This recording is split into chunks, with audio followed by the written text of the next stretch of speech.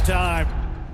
Hello, Sentinels fans, and welcome to the Indiana Sentinels Body Armor pregame show, and we welcome you as well inside Thief River Falls, Minnesota, for the very first ever FPHL game to be played inside the state of Minnesota. We're here at the Ralph Engelstad Arena, a beautiful facility. It's going to be the brand new home of the Minnesota Northern Lights. They'll be starting in the 2026-2027 season. It's a building that opened back in November of 2004, holds 3,600 fans, was last the home of the Thief River Falls Norskies back in the Superior International Junior Hockey League back in 2020. So it's been quite a while since they've had some high-level hockey here. They do have quite a bit of high school that comes through here, though, as well. And we all know that Minnesota High School League is rather intense. But today we've got the Indiana Sentinels and the Topeka Scarecrows going head-to-head against one another. Should be a very exciting weekend. We've got pretty much the full Ryan Fur creative crew here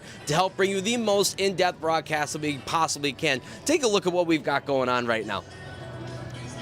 We're going to give you multiple camera angles. We've got guys working on every single side of this thing to try to give you the best broadcast as possible. And it all starts with a 30-minute Body Armor pregame show, both tonight and tomorrow. We'll also have a lot of really exciting interviews, some really great special guests coming into the broadcast. We're going to have the new GM for the Minnesota Northern Lights, Sean Jones, coming on. Our very own Ryan Fur is going to be part of the broadcast as well. So should be a lot of fun and a lot of good stuff going on. So let's get to the task at hand. It's the Sentinels and the Scarecrows who are meeting for the 10th and 11th times this season, coming up this weekend. In the final 5 weeks of the regular season, these teams are playing 8 games against one another. So a rivalry that's always been percolating is going to boil over here pretty soon, especially with the Scarecrows in the playoff picture right now. These two teams met 2 weeks ago out in Columbus, where the Scarecrows won 2 out of 3 of those games. Game 1 was more of an even bout, with the Scarecrows coming away with a 4-3 win. Sentinels come back in game number 2 with a huge victory, a 5-2 win. That's the most goals that they scored in a game since back in Topeka back in January, when they won that game by a score of 5-3. And the final game of the weekend saw Topeka really put a foot down on the Indiana Sentinels and win by a score of 6-1. Last weekend, the Sentinels welcomed in the Port Huron Prowlers on Thursday, a makeup game from the freeze-out game, I guess you can call it, that was supposed to be back in January against Port Huron, and they really put Port Huron in a tizzy. A spectacular hockey game for the Indiana Sentinels, where they win that one by a score of 4-1. They also had the two-time champions in our building as well. The Binghamton Black Bears had come to town and wanted to put on a show on Friday night, and they did exactly that, showed why they are the back-to-back champions in this league. They were able to punch out Indiana 6-0 in that hockey game.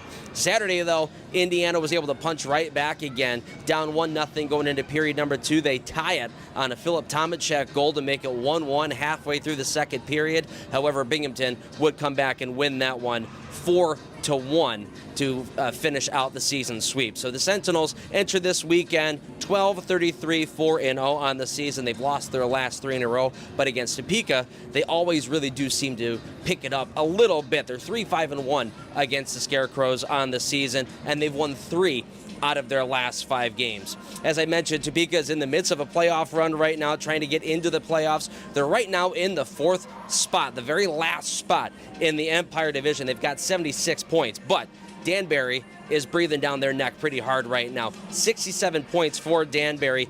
Topeka finishes the season with 5 games against Indiana and 2 against Zydeco. So 2 teams who are under 500. Meanwhile, the Danbury Hat-Tricks have a little bit of a tougher time. They've got Binghamton 4 more times, 1 against Port Huron and 1 against Watertown. So it's going to be a bit of a struggle for Danbury to try to get into the playoffs. Sentinels are going to try to play spoiler, and that starts all right here tonight. We're going to step aside real quick for our first commercial break and come back with a little bit more of an in-depth preview of our game tonight here at Ralph Engelstad Arena. Stepping aside for commercial break.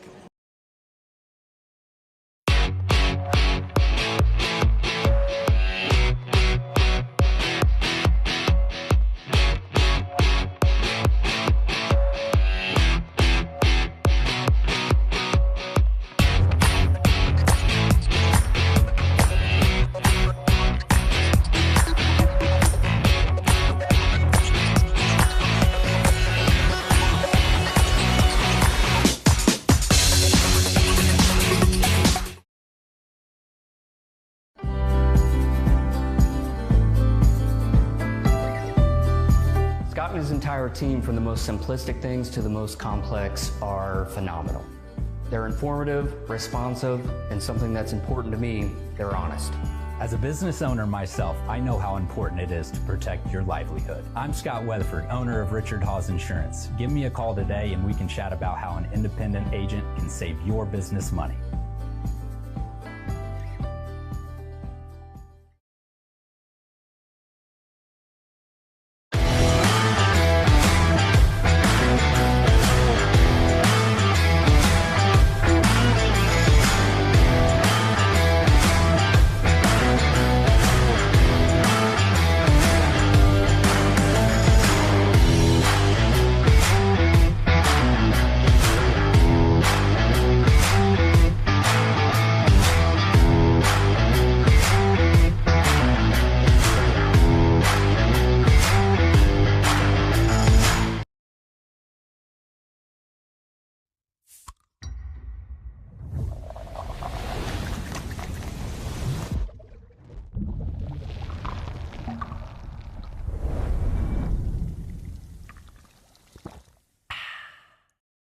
Vitamin water helps keep me hydrated. Encore. I'm one more time, but I'm hoping I can keep you. 2 a.m. and I won't. After encore. Dance that I can afford to miss. My hands after encore. Next thing you know, it felt just like this. Come on. Vitamin water from New York.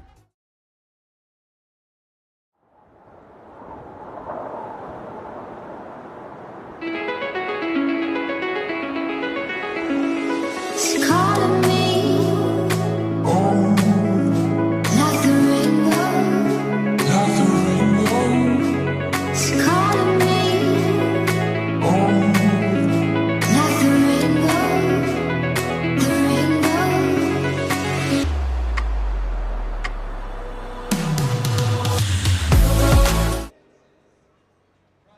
Welcome you back to the Indiana Sentinels Body Armor pregame show here at the Ralph Engelstad Arena in Thief River Falls.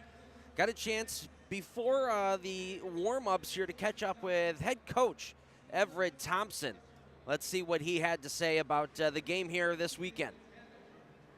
Andy Petzinger downstairs pregame with Indiana Sentinels head coach Everett Thompson, ET, out here at the Ralph Engelstad Arena, Thief River Falls. You guys had morning skate out here, first time on the ice. How'd it feel out there? Yeah, obviously a great facility here, magnificent building here, awesome ice this morning here. Guys were moving the puck really well here. Super excited for the opportunity to play here today. We talked a little bit this morning about just what it means to represent the FPHL in a game like this, and obviously it's not your first time through this, but just what does it mean to be part of the Indiana Sentinels group and be chosen to be part of this game? Yeah, obviously I think it's a really big deal whenever the league comes with your team and has them go to a neutral site game. It kind of puts the entire league's branding out there for a new crowd, a new fan potentially to see our game who maybe has never seen it before. And then on top of that, it's great for the Indiana Sentinel brand as well. Gander some new fans, some people that are going to be here next year, give them an idea of what this league's about. Seen the Topeka Scarecrows quite a bit over the course of this season. We're going to see a lot of them down the stretch as well. Won 3 out of our last 5 against this crew. Lost 2 at home, though. What are some things that need to change for this group in order to get back on their winning ways against Topeka? Yeah, Topeka throws a lot of different things at you. It's hard to necessarily see what they're doing on film sometimes. So it's one of those teams where if you stick to your structure, you'll have success. They do a pretty good job of getting off your structure sometimes by some of the things they do that are just hard to replicate. So we have to stick to our game plan, and we've had success when we stick to that. We've had lack of success when we kind of get away from it. So we got to stick to it for 60 here tonight. Jay Buchholz and Ryan Kleber are going to be making their Indiana Sentinels first appearance and really the first FPHL game ever for Buchholz. What are you expecting out of those 2 guys today? Yeah, Ryan's been around the league a couple years now. Played for me last year. He kind of knows the systems, what works, knows the expectations. He's going to play simple tonight for us here on the back end. Should help us out. He's a big body from Minnesota too, so always great to have a guy locally represent, like you said earlier, in these neutral site games. Have someone that's familiar with the area. Maybe some fans will come out and see him. And then Jay, from Fargo, had a really good college career here. Super high hockey IQ, great resume. We're really excited to see what type of hard work he brings to this group. He's changed programs before. We're really hoping he comes and has that same effect on us. What's your biggest key to victory tonight? It's a battle of the blue lines for me here against these guys here. They like to gap up here and take it away. If you can chip by them here, utilize that chip and find that 2-on-1 opportunity. It comes to a game of percentages at that point. You just got to hammer that home a few times. That's Everett Thompson. We'll send it back upstairs for the remainder of the Body Armor pregame show. As always, a big thank you to Everett Thompson for taking a little time out of his busy preparations to speak with us and give us a little bit more insight into what's going on in that Sentinels locker room. And he had mentioned in that interview, it's a battle of the blue lines here tonight. It's making sure that you get it out of your own end first and then keep it inside the offensive zone second. And it's going to start from your own end first. You can't win a game if you can't get it out of your own zone. So making sure that you're exiting your zone cleanly, whether that means tape-to-tape passes to exit out into the neutral zone, or if you're able to chip it high up off the glass and get it out into the neutral zone and chase after it. Either way, can't get pinned into your own zone against this high-powered Topeka Scarecrows team. One thing that Indiana certainly needs to clean up is the early goal that they've been giving up recently. In the last five out of the last 7 games the Sentinels have played, there's been a goal scored in the first 5 minutes of the game. Only once was Indy on the right end of that, and that was back on the 19th against the Prowlers. Dalton Anderson was able to score 29 seconds into that game. They really cannot afford to go down early to a desperate team like Topeka, who, as we mentioned, is in a playoff hunt right now. They haven't locked anything down. They're in that 4th spot, and as it looks today, if they end up staying there, they will play the Binghamton Black Bears in that first round. So they certainly want to end the regular season on a high note. So a desperate team like Topeka, you cannot give them more opportunities for a high-power offense. They will end up making you pay. Right now, these Scarecrows, they are slumping coming into this game. Their last 12 games, they've only won 3 of them. They've got a 3-6-2-1 record in their last 12 games. They've only scored 34 goals, which is 2.83 per game, and they've given up 42, which is 3.5. The biggest glare there in the last 12 games is the losses that they've had have been against a sweep against the Zydeco, a split with Biloxi, who is the worst team in the league. They've lost 5 times to the Port Huron Prowlers and lost once to Indianapolis. So you take a look at those teams that they're playing against, and against sub-500 teams, they're only playing 500 hockey. They're 3-3-1. They've left 11 points on the table. So with them in the midst of a playoff push here, they really need to start racking up some of those points. This is certainly not the way a team wants to play when they are in the middle of a playoff hunt. We'll step aside once more for a commercial break and be back with the finale of our pregame show, the Body Armor pregame show, and you'll see it right after this. What's in your decision to donate blood? More than you know. One donation can save lives and fuel research to save many more. A few moments of your time sparks moments like these. And these. Hope cures, empowers, and strengthens us. Hope is in all the moments that matter, and it's in all of us. Versity Blood Centers. Hope, it's in our blood.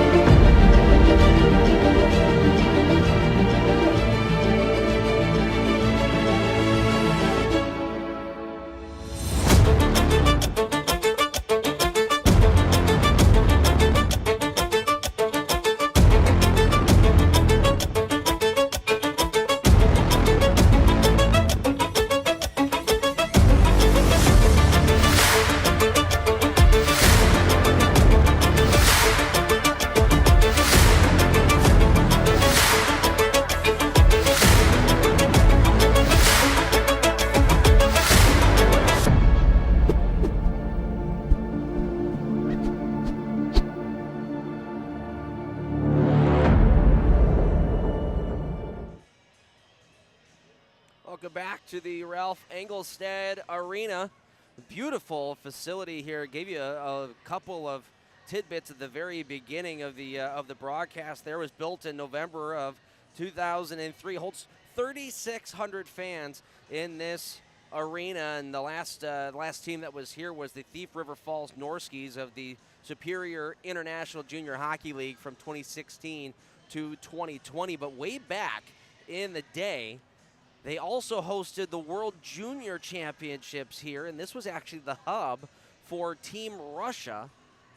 And that, if you go back into the old hockey history books, 2005 was the NHL lockout season. So, in that Russia team, Alex Ovechkin and Evgeny Malkin were two of the biggest guys that were on that team. And if you take a look at who was playing out on Team Canada, Sidney Crosby was their guy. Sidney Crosby was out here in Thief River Falls messing around a little bit, and we'll show you a little later on. There's a sign up here that says "Home of the Prowlers." It's painted on the facade of the wall, and it's got a hole in it with a puck that's been stuck in there for the last 20 years, just about. And that happened all the way back in when the World Junior Championships was here. So that puck has been there for upwards of 20 years. So really cool history out here in Thief River Falls. And we've got quite the hockey game ready for you tonight.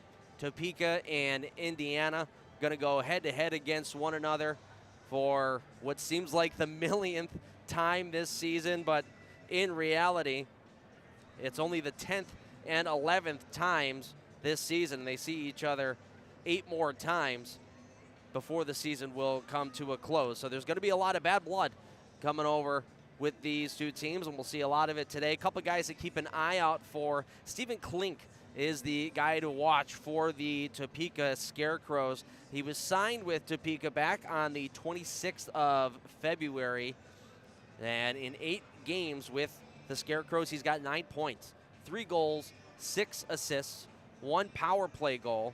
And a couple weekends ago against Indiana, he had a goal, 2 assists, and 3 points in 3 games played. Overall this year, he's seen Indiana quite a bit. He was on Watertown for a hot minute. He's got 7 goals, 6 assists, and 13 points, 2 of them on the power play, those goals. He's also got 16 PIMs in 8 games played. He had a hat trick against Indiana back on the 5th when he was with Watertown. So the guy to look out for there for Topeka is Stephen Klink. So make sure to keep your eyes on him. He's going to be wearing number 81 in a Scarecrow sweater. For your Indiana Sentinels, I think it's going to be the newcomer Jay Buchholz.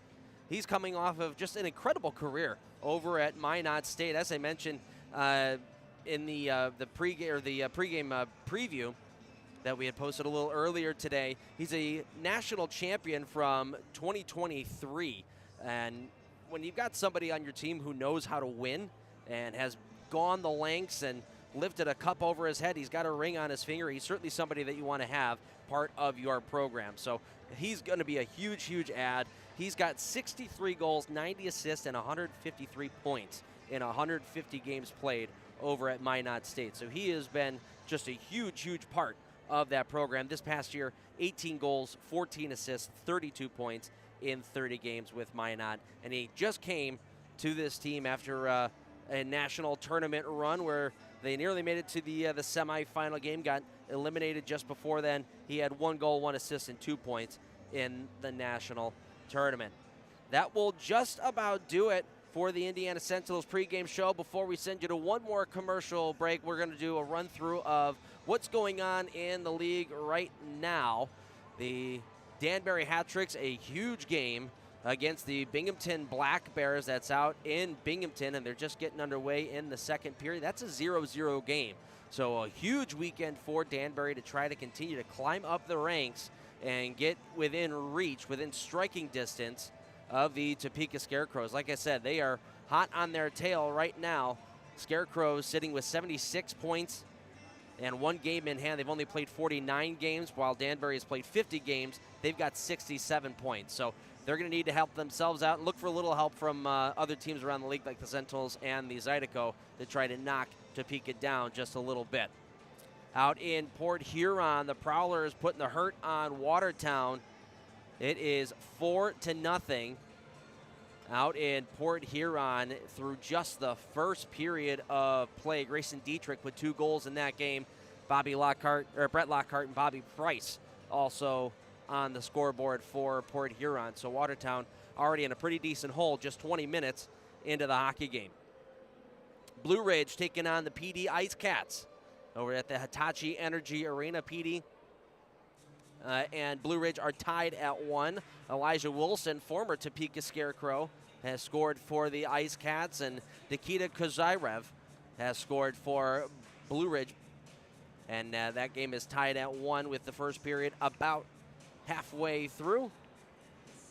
In North Carolina, Athens and the Twin City Thunderbirds going head-to-head. Athens with a 2-0 lead. That with about 5 minutes left to go in the first period. Athens getting goals from Eric Neely and Gus Ford. Sentinel fans want to maybe keep an eye out for that series this weekend, seeing that Indiana is going to Athens next weekend. So a good look at who the Sentinels are going to be playing after this neutral site game against the Topeka Scarecrows. Columbus and Monroe going head-to-head out at the Columbus Civic Center. It's 2-0 in favor of the River Dragons.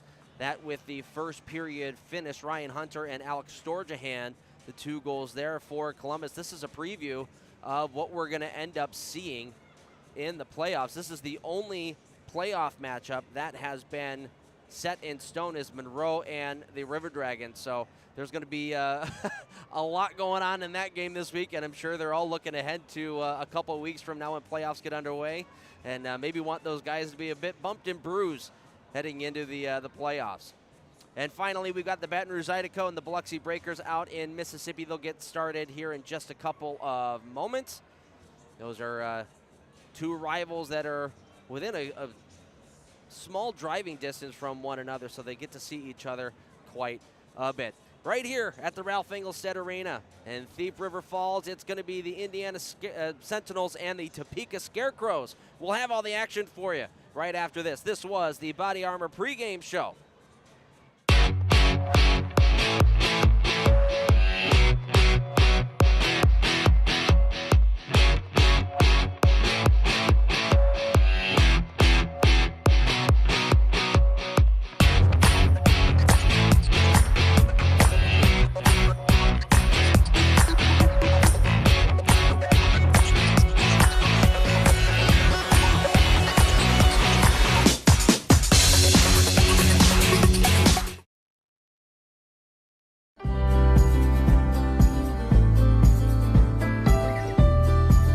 His entire team, from the most simplistic things to the most complex, are phenomenal.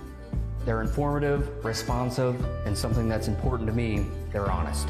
As a business owner myself, I know how important it is to protect your livelihood. I'm Scott Weatherford, owner of Richard Hawes Insurance. Give me a call today and we can chat about how an independent agent can save your business money.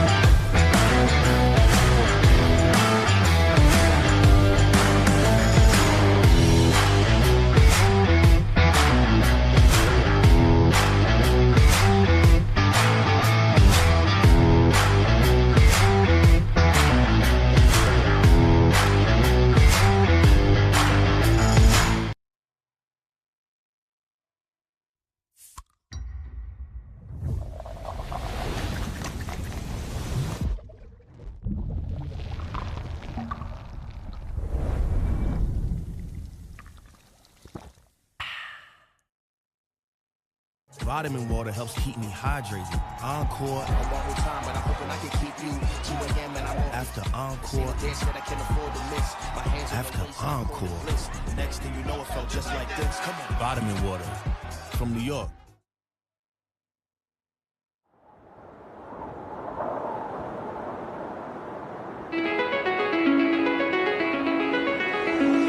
It's calling me. Like the rainbow. It's calling me. Like the rainbow. The rainbow.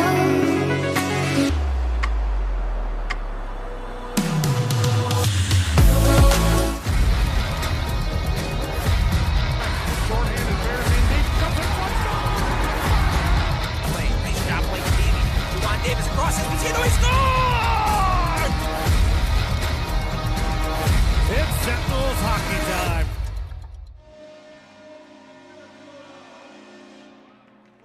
We've got the Scarecrows and the Sentinels getting ready to go head-to-head here. The boys are out on the ice. And there you take a look at that puck I was talking about, right in between the H and the E. I'm thinking that's an Alex Ovechkin puck right there, stuck in between those two letters as you get a couple sweet drone shots here. How about the job from our Ryan Fur creative crew? Just spectacular here to start out the weekend. Boys are on the ice, and we should be just about ready to go for the national anthem, who's going to be sung by our very own Anna Kruger. Should be extremely exciting. Our PA announcer today is Brett Hansen. But right now, I think you hear a familiar voice down there. Let's see if we can pump that up.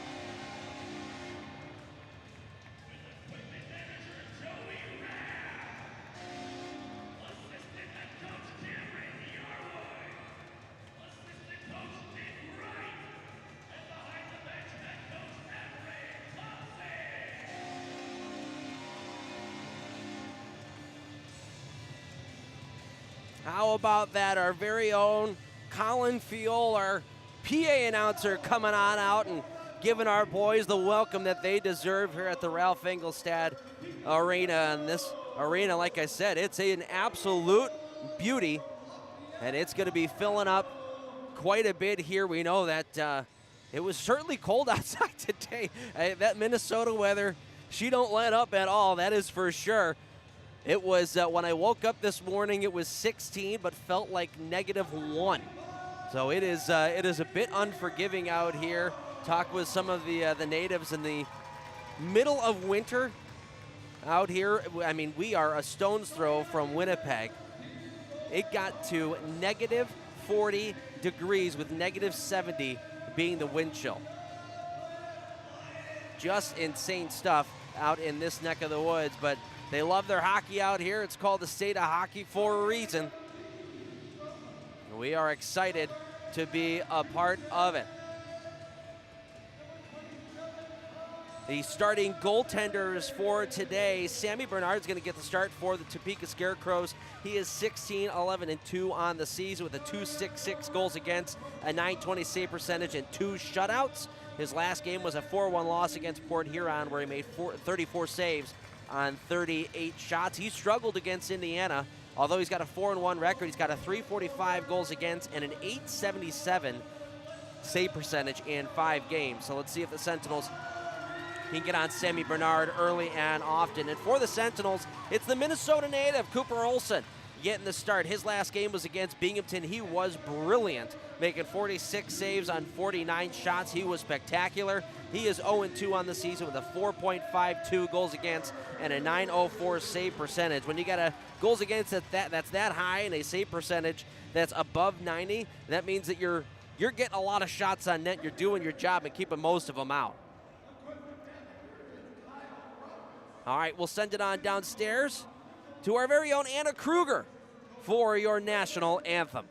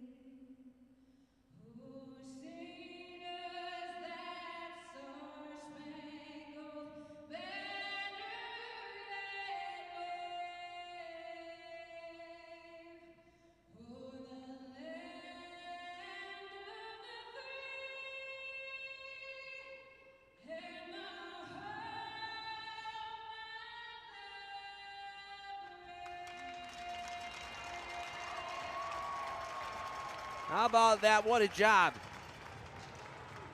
What a job, as she has done all year long. Anna Kruger, brilliant on the national anthem. Your starting lineups.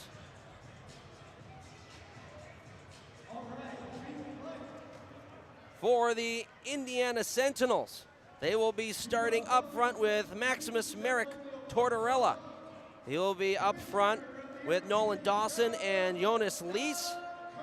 Meanwhile, on the back end, Ivan Panavanov paired up with Zach Ross. And as I mentioned, in net, Cooper Olsen getting the look from Everett Thompson. Cooper Olsen, I got to talk with him a little earlier today as we see the opening puck drop there with League Commissioner Don Kernan. Got to talk with Cooper Olsen. He said he's played in this arena before. His Squirt Championship game was played here. So it's been just a little while for Cooper Olsen to get in between the pipes here at the Ralph Engelstad Arena. And for the Topeka Scarecrows up front, they'll be starting with Avery Smith, Corey Checo, and Boston Bird. On defense, Doug Blaisdell is paired up with Connor Lind. And in net, they will be going with Sammy Bernard. And as I mentioned, Sammy Bernard with a 4-1 record against the Sentinels this year. However, that .345 goals against and the .877 save percentage tells me that there's an opportunity for the Sentinels in this game to jump on Sammy Bernard pretty early and often. Talked with the boys as well about the ice here in Minnesota. I mean, Minnesota ice is brilliant. And they said that it was as smooth as glass. And they are going to be moving pretty quickly here today.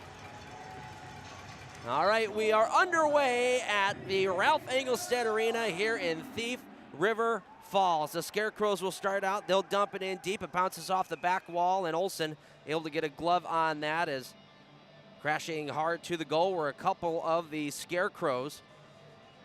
Olsen wanted to play that one a little on the safer side. Avery Smith crashing the net there, trying to get inside Olsen's grill early and often.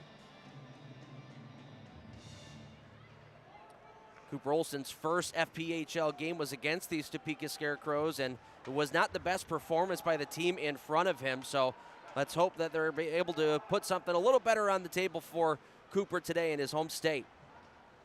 Inside the Scarecrow zone, it gets wrapped up the wall. Panavanov able to keep that one in. He'll wrap it around to the far side. Smith able to beat Ross on the wall and chip it out into Sentinel territory. Corey Cunningham has to pull up. Koash was right on him. Didn't allow him an easy entry. Koash able to get that puck in deep.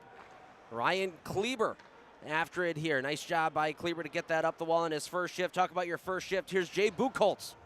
He'll chip and chase after it inside the zone, trying to get around a check. He's able to win the puck in the corner. He'll wrap it around to the opposite side. Kleber pinching in. Koash able to get in front of him, take that puck. He'll wrap it around the wall. This is just a little out of the reach of Klink and all the way down. This will go for an icing against the Scarecrows.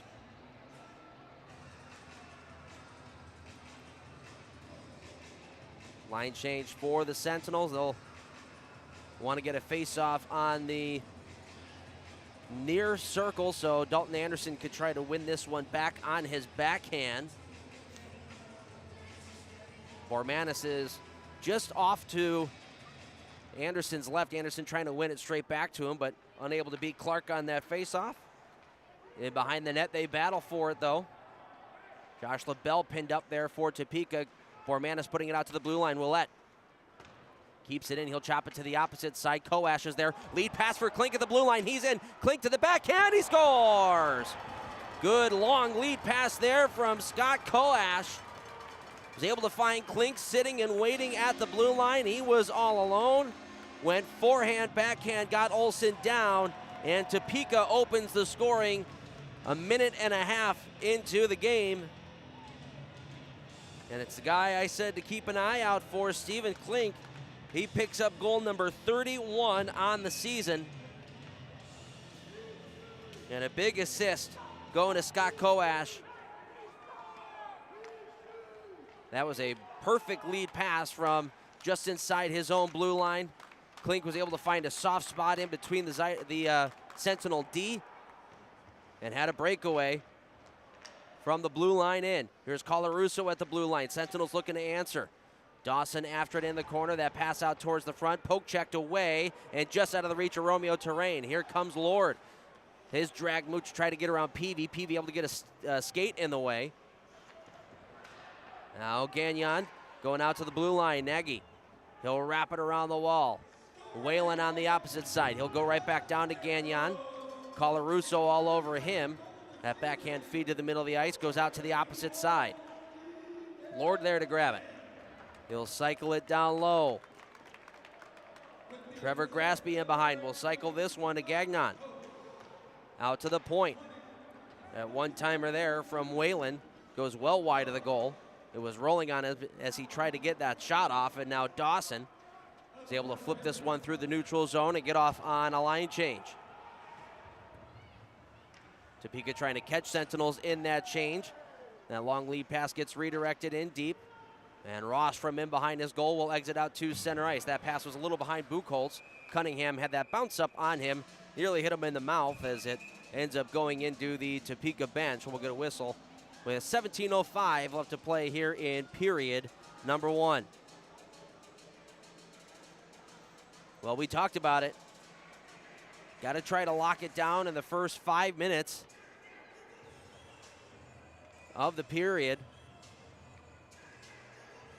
First 5 minutes and the last 5 minutes, you don't want to end up giving up any goals. That's really where the momentum starts shifting in hockey games. We got a bit of an issue behind the Sentinels net. The goal light was still stuck on. Finally, we were able to turn that off. Our referees today, Eric Holvig and Paul Jean. The linesmen, Jordan Crable and Brian Turnotter. When we get back to the play, the Sentinels in their own zone. Cunningham tried to go off the glass, and now Checo there to knock it down. Checo, that backhand pass out in front. Hit Bird in the back of the skate. Bird now has it from in behind the net. He's pinned up there by Panovanov. Smith will move it back down the wall. Bird still has Panovanov all over him, was still able to get that pass off. Pass out to the blue line. Zinchenko there to take it away. He'll move it to Cunningham. Back up for Zinchenko. Rolling puck. Zinchenko unable to settle that one down, and it gets swatted back out through center ice. Bo in the neutral zone. Didn't like what he saw forming, so he pushes it back to Panovanov. Long lead pass hits Anderson in the neutral zone. He was able to hit the red line, so icing is waved off. Now Topeka back through center ice. Koash able to spin and dump this one in deep. Willett back for Indiana. Takes a shoulder there from Clark. Still able to move that up the wall for Bormanis, and he'll outlet it out to center ice, just out of Ethan Esposito's reach. Esposito's the pick to click tonight for Ashton Colazzo in the YouTube chat. And Espo could certainly use a goal. He's been held off the score sheet in the last 13 games. That'll feel like a huge weight off of Espo's shoulders. Willett from inside his own end. We'll move it along for Kleber. Nolan Dawson. He'll hit the red line and dump it in. Jonas Lees after it. In the corner. Lees takes a hit. Gets wrapped around the wall and pushed out by the Scarecrows. That long pass deflected by Koash around Terrain. Koash trying to get in around Romeo, but Terrain able to stick with him the whole time and pin Koash along the boards. Good job by Terrain to get back into the play there. Koash made a nice chip play right at the blue line to get it over Romeo Terrain, and Romeo was able to turn around and stick with Koash the whole time. As this one rolls in on net, it's stopped by Olsen, and we'll get a whistle stopping play with 14:55 left to play in period one. Topeka up 1-0. And we will step aside for our first commercial break as the shovels come on out. You're watching the Indiana Sentinels on the Sentinels Hockey Network.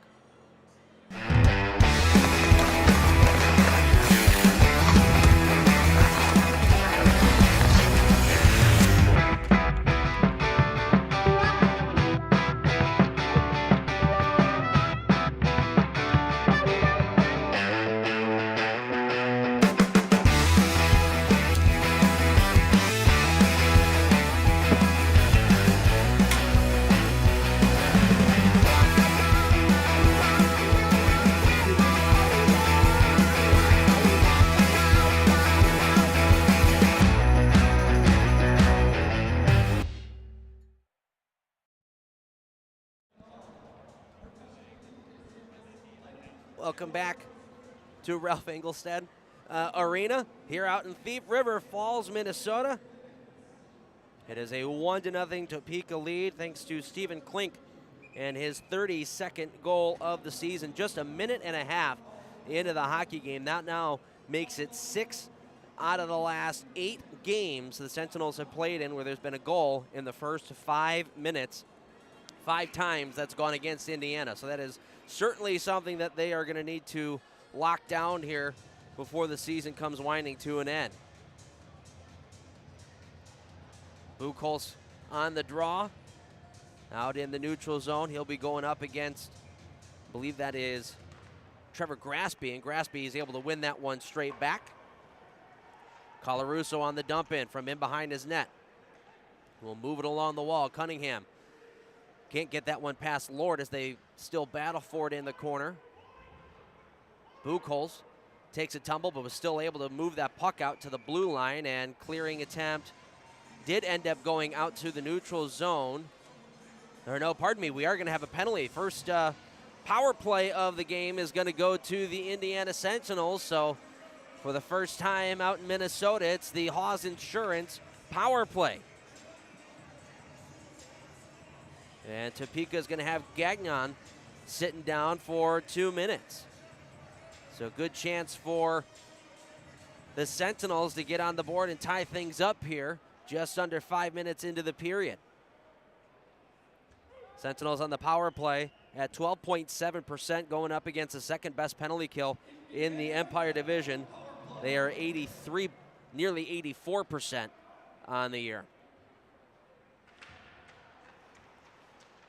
Deep in the Sentinel zone, Colarusso will move this up ahead for Lees. He's got Merrick Tortorella, Nolan Dawson, Ethan Esposito, and Richie Colarusso on this first power play unit for Indiana. Lees will move it up ahead for Dawson, who's waiting at the blue line, but Dawson had a man all over him that was taken away, and the Scarecrows will send it right back out. Cole Willett off the bench.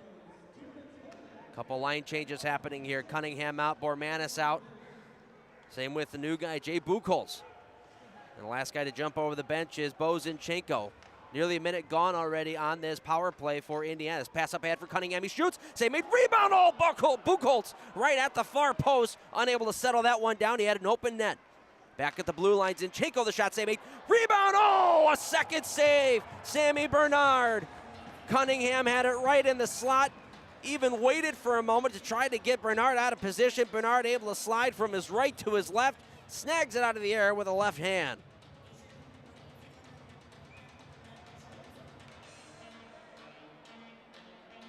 Great look, a couple of them for Indiana on the power play. Unable to power through just yet with 50 seconds left to go. Here's Zinchenko. He's got the puck. It's 4-on-4 right now as Buchholz broke his stick. Esposito jumping over the bench. Bormanis will hold on to it on the near side. Back up top for Zinchenko. Bormanis walking down the wall, firing one, tried to go short side. Bernard able to get the pad on it, and it's cleared back out by Topeka. 24 seconds remain on the Sentinel power play. Willett will release it to the wall. There's Bormanis. He'll chip this one in, deflects off a body, hits Cunningham, backhand pass for Esposito, who one-timed that one, but he had the aim just a little off, sent it wide of the net. And that will do it for the first Topeka penalty kill. And they are lucky to get out of that without giving up a goal. The Sentinels, two great looks, unable to find the back of the net. Here's Dawson, the shot, looking for a rebound. Good stick there from Sammy Bernard to send that one up and out of play with 12:27 left to go in the first period. Scarecrows still leading it. 1-0 shots right now, reading 5-2 in favor of the Sentinels. Good amount of that from the last power play opportunity they had. Face off inside the Scarecrow zone. Topeka will win it, sent up the wall and pushed out to the neutral zone. Here's Lind. He'll flip this one in, chasing after it Ross. Looking over his options, try to move that along the wall. PV out of the reach though. Checo gets knocked around in the corner, pushed out to Smith. He'll backhand it down the wall, back for Checo. Panavanov able to pin him up along the boards a long time in order to get that puck away, long enough to get that puck away, that is. Chance out in front was knocked away and cleared out of there by the Sentinels. Pushed up ahead for Dawson, unable to get a rolling puck to settle down. And clearing attempt, good job, Peavy to seal the wall. Peavy to the net, the backhander, and Bernard able to get a blocker on that to knock it away. Taken away in the neutral zone by Anderson. He'll turn it right back up and fire this one on goal. A bouncing puck, Bernard able to settle that one down and hang on to it. 11:32 on the clock here in period number 1. We heard Everett Thompson in the pregame interview talk about winning the blue lines, and that's a play right there where Topeka did not win their own blue line. They were able to make that pass, try to go cross ice through the neutral zone while the Sentinels run a line change, and the only man left inside the neutral zone was able to knock that puck down. That's something that cannot happen for Topeka. Really good job by Dalton Anderson to read that play, knock it down, and get a chance inside the offensive zone. Romeo Terrain will hit the red line. He'll dump it in. Put up the wall and just out to center ice. Anderson unable to keep that play alive. Sentinels check up at the blue. It's turned right back out by Josh LaBelle. Smooth skater. Moves it to Coash right in between the hash marks. Two white jerseys around him. Able to strip that away. Tortorella and Willett. Kleber unable to get that up ahead to its intended receiver. Was trying to get it to Buchholz, but it's about waist high. Not much Jay could do about that. Trevor Lord from inside his own end. Will go D to D. Long outlet pass.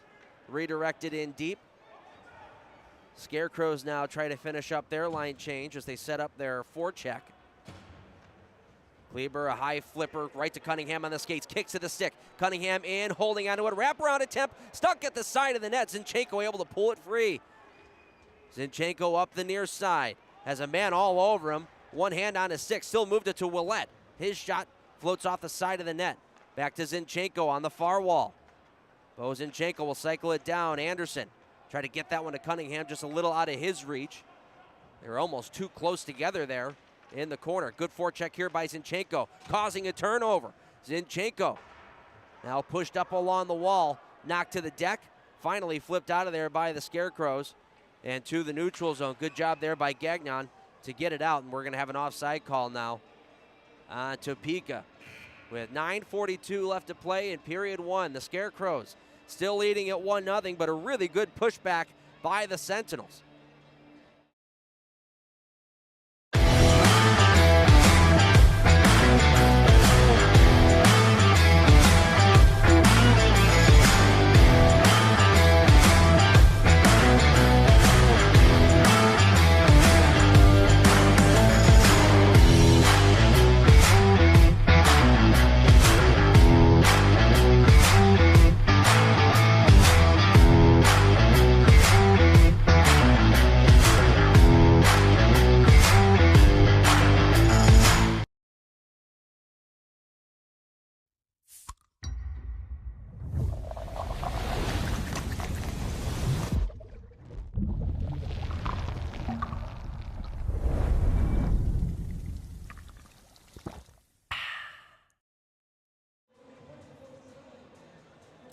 Back at the Ralph Engelstad Arena out in Thief River Falls. The Indiana Sentinels, technically the home team, but no longer coming back to the Hamilton Community Ice Center for the 25-26 season. They wrapped that up last weekend against Binghamton. And what an inaugural year it's been for Indiana. Done just a spectacular job in generating new fans and being able to pack the building every night. It's been a lot of fun to see. Season isn't over just yet. There's going to be 7 more games, 5 of them being played against the Topeka Scarecrows, including tonight. Next weekend we head out to Athens, Georgia to take on the Rock Lobsters. So a lot of travel to finish out the campaign for Indiana.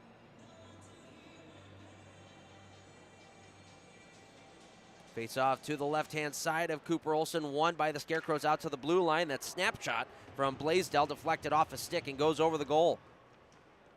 They battle forward and behind the net.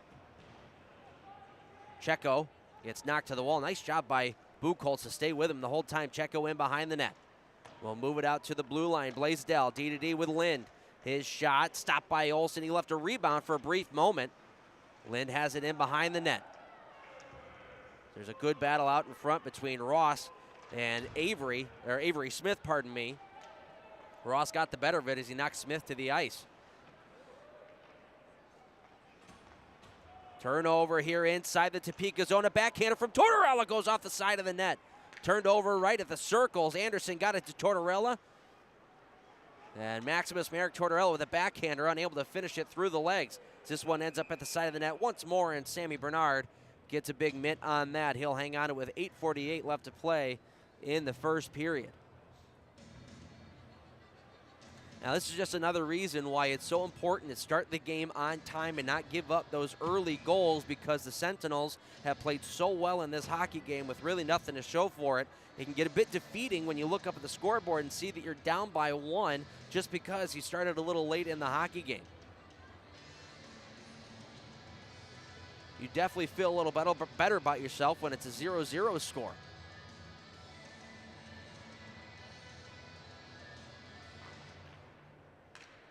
Off the draw, controlled by the Scarecrows. From in behind their own net, they'll start their breakout. Waltz right through the neutral zone. Cameron Clark trying to put the moves on Richie Colarusso, but Colarusso said, I've seen that a couple times before. It's not going to work on me. Stopped him up just inside the blue line.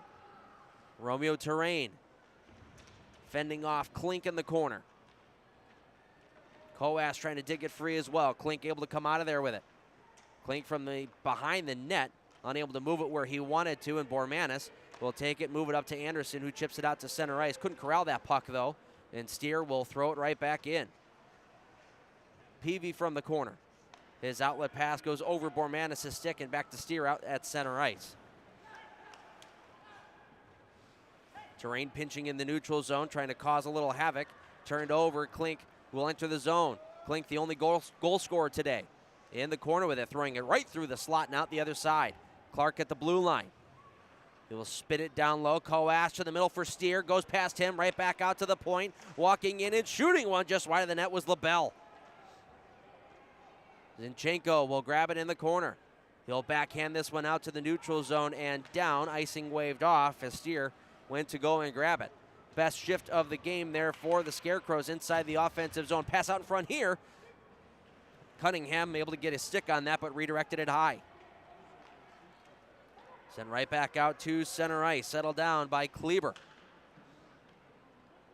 Ryan Kleber, who practiced with the Sentinels a couple of days ago, missed the morning skate today as he was still driving up here.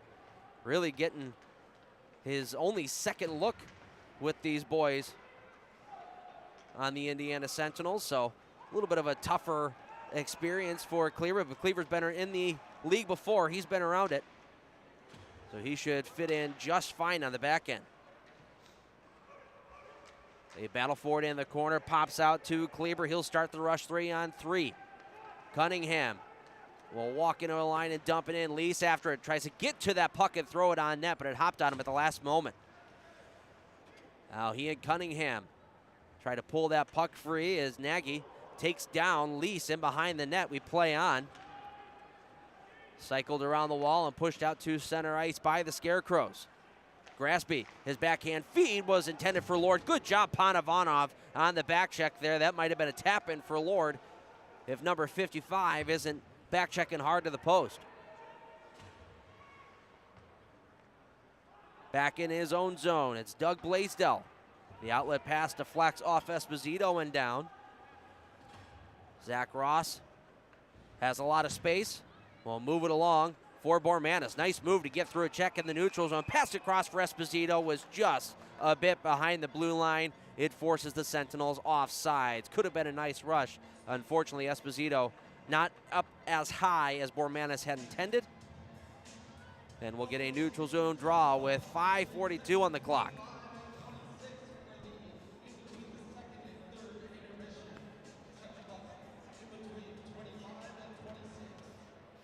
On the face-off, controlled Romeo Terrain. He'll dump that puck in deep. Scarecrows will settle it down and start moving out to the neutral zone. Connor Lind will move that up ahead for Smith. He was cutting through the middle of the ice. He gets a stick on it to redirect it in deep. Colarusso there to pin him up along the wall. Smith trying to pull his stick free. Bounces out to the middle of the ice. Bormanis there to pick it off. And he'll set up shop behind his own goal. Romeo Terrain will hold on to that puck. We get a whistle stopping play. We're going to get a penalty on somebody here. Looks like it's going to go against the Sentinels since they had control of the puck. I just didn't see what ended up happening. It's going to be against Topeka, but Indiana had control of the puck. Why did that whistle go? I'm not going to argue a penalty at all, as it's going to be Avery Smith sitting down in the box, but we're going to go head back to the Haas Insurance power play for the second time. And I think Everett Thompson's asking the same question of why was that whistle blown if we had control of it. But any chance with 5:04 to go in the first period, the Sentinels with their second opportunity on the Haas Insurance power play. Didn't convert on the first one, but certainly generated a lot of chances, albeit it was a bit of a slow start to that power play. It's pretty impressive that they weren't able to score, as they had quite a few chances. Here's Cunningham through the neutral zone. He'll drop it off for Buchholz, trying to get it back to Cunningham, but that was cut off and thrown right back out to the neutral zone. This was the unit that generated a lot of those opportunities with Buchholz, Zinchenko, Cunningham, Willette, and Bormanis. They'll hold court inside the offense. Still pass out front. They score! Great pass there from Bo Zinchenko. Right out in front. Corey Cunningham was ready to go. He pots it. His 11th of the season. It's a Haas Insurance power play goal. We're tied at 1.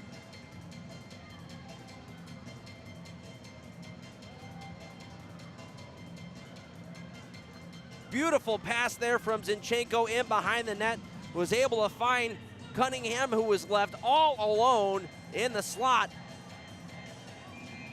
For some reason, unbeknownst to me, That is not the guy I would want to leave alone in the slot. He's already had one chance in this game already, and there's 4 sweaters surrounding him, and not a single one picked him up. So Indiana tying it up with a goal with under 5 minutes to go in the first period. So they give one up in the first 5. They take one right back in the final 5.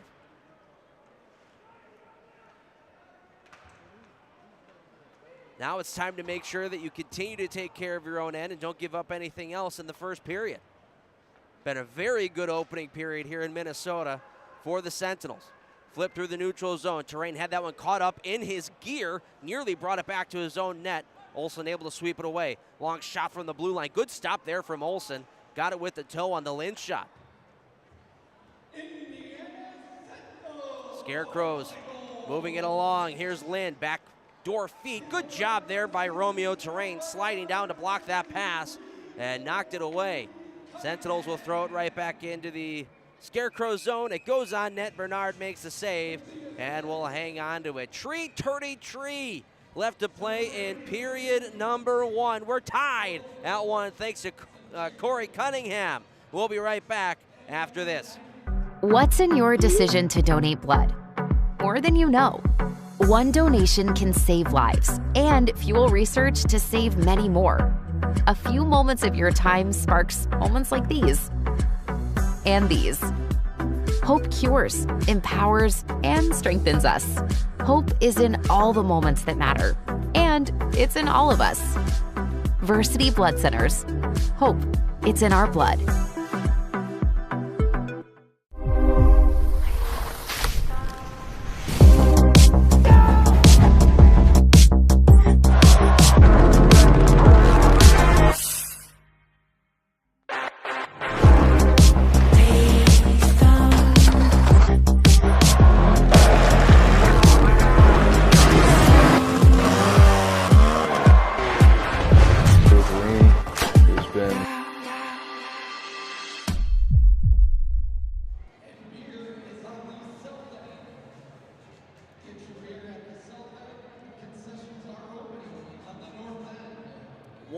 Is your score, and a big congratulations to Jay Buchholz picking up his first FPHL point on that power play goal. He gets the secondary assist.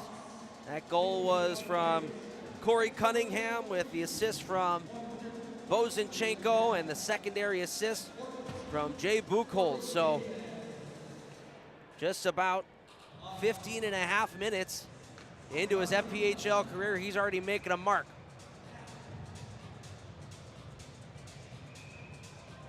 Face-off will be inside the Scarecrow zone. Lease on the draw.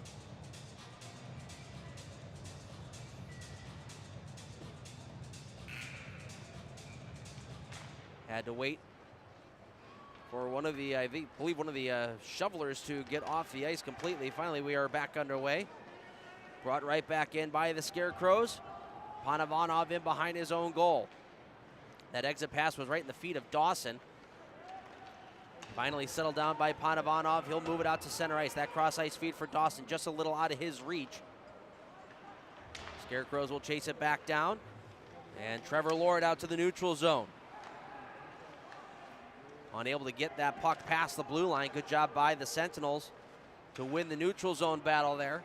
They'll throw it right back into Scarecrow territory. Played along to Josh LaBelle. Gagnon will throw it far side. Put in deep there by Trevor Lord. Dawson tied up with his man in the corner. 4-man scrum ensues. Graspy was the man that had fallen to the ice. Gagnon in there as well for Topeka, and we do end up getting a whistle here with 2:34 left to go in the first. You normally see those plays go on for a little while. The linesmen try to let them go. But if they see that there's no movement and they don't want anybody to get kicked or to have the emotions escalate any more than they need to, they'll blow that dead. Face off to the right-hand side of the Maple Grove, Minnesota native, Cooper Olsen. Buchholz gets booted out of the draw. Zinchenko comes in to take it for him, loses it. Taken by the Scarecrows. First shot stopped. Rebound! Oh man, it looked like it might have been a wide open net there for Clark, and he backhanded it just wide. Sentinels catch a bit of a break. Zinchenko will chip it ahead. Cunningham there. Overskates it in the corner. Moved around the wall and pushed out to center there by Scott Koash. Long outlet pass. Finds Avery Smith. That wrist shot was blocked. Pardon me, that's Klink. That wrist shot was blocked there from Colarusso. Now Romeo Terrain will spin it right back. Colarusso back to grab it. He'll go high up off the glass and out to center ice. Bouncing over the stick of Zinchenko. And out to the neutral zone, thrown right back in by Topeka. That line right there is Zinchenko, Cunningham, and Buchholz. So talk about trying to fight fire with fire as far as offense goes. There's a lot of offense being generated on that line right there between those three guys. We get an icing call on Indiana.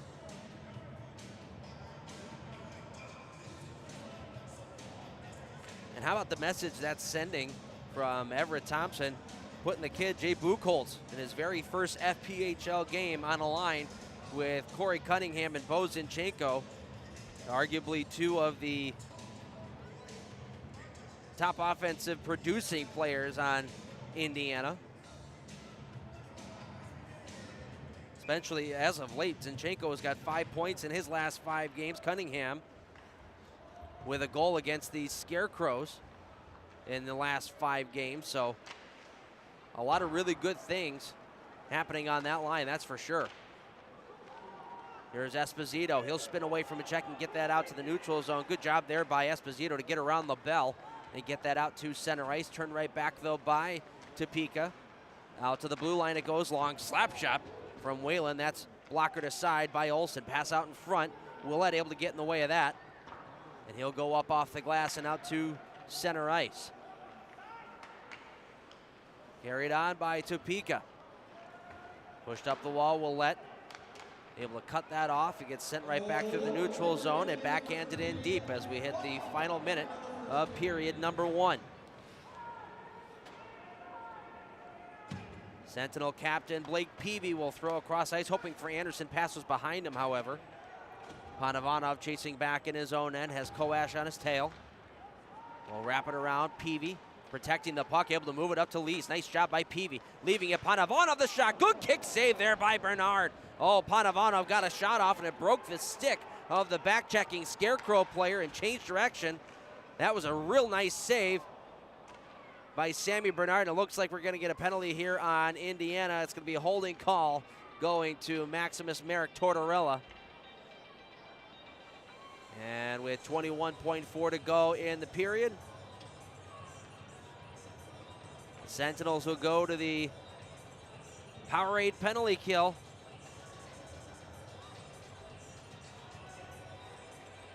For the first time today.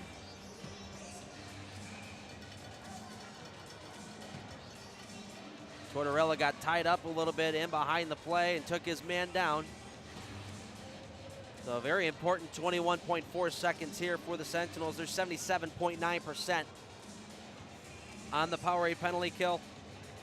Going up against Topeka, who converts 23% of the time. So want to try to batten down the hatches here.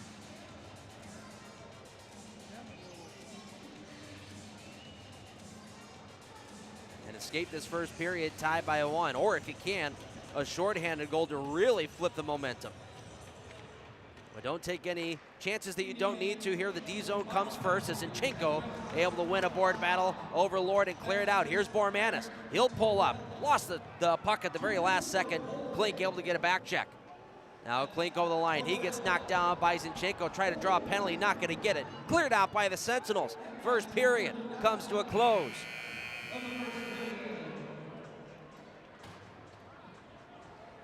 So a wonderful start to the hockey game for Indiana, and that's including a goal a minute and a half into the game from Stephen Klink on a breakaway pass by Scott Koash from his own end. Found Klink all alone in the neutral zone, waiting just above the Sentinel blue line. He was able to deke Olsen and put it into a wide open net to make it 1-0. The Sentinels would strike back with 4:31 left to play in the period on a power play tally. Corey Cunningham, as Bozinchenko did a wonderful job just setting up in behind the net, was able to find a soft spot to hit Cunningham and throw it home to make it 1-1 through one. We'll step aside for our intermission break and be right back after this. You're watching Indiana Sentinel Hockey on the Sentinels Hockey Network.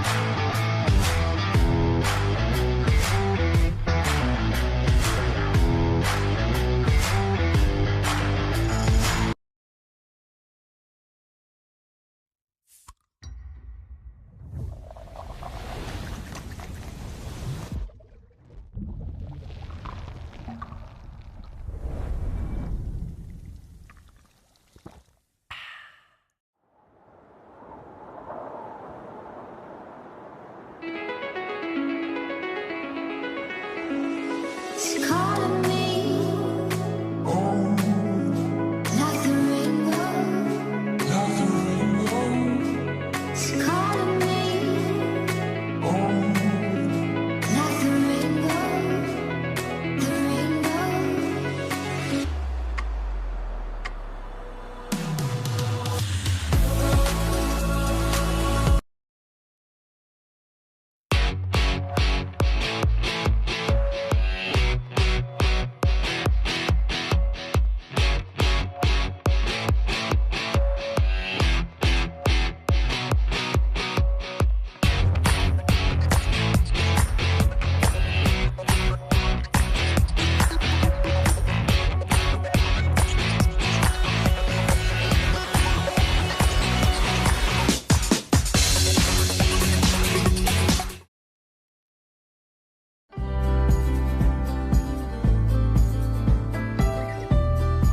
Scott and his entire team, from the most simplistic things to the most complex, are phenomenal.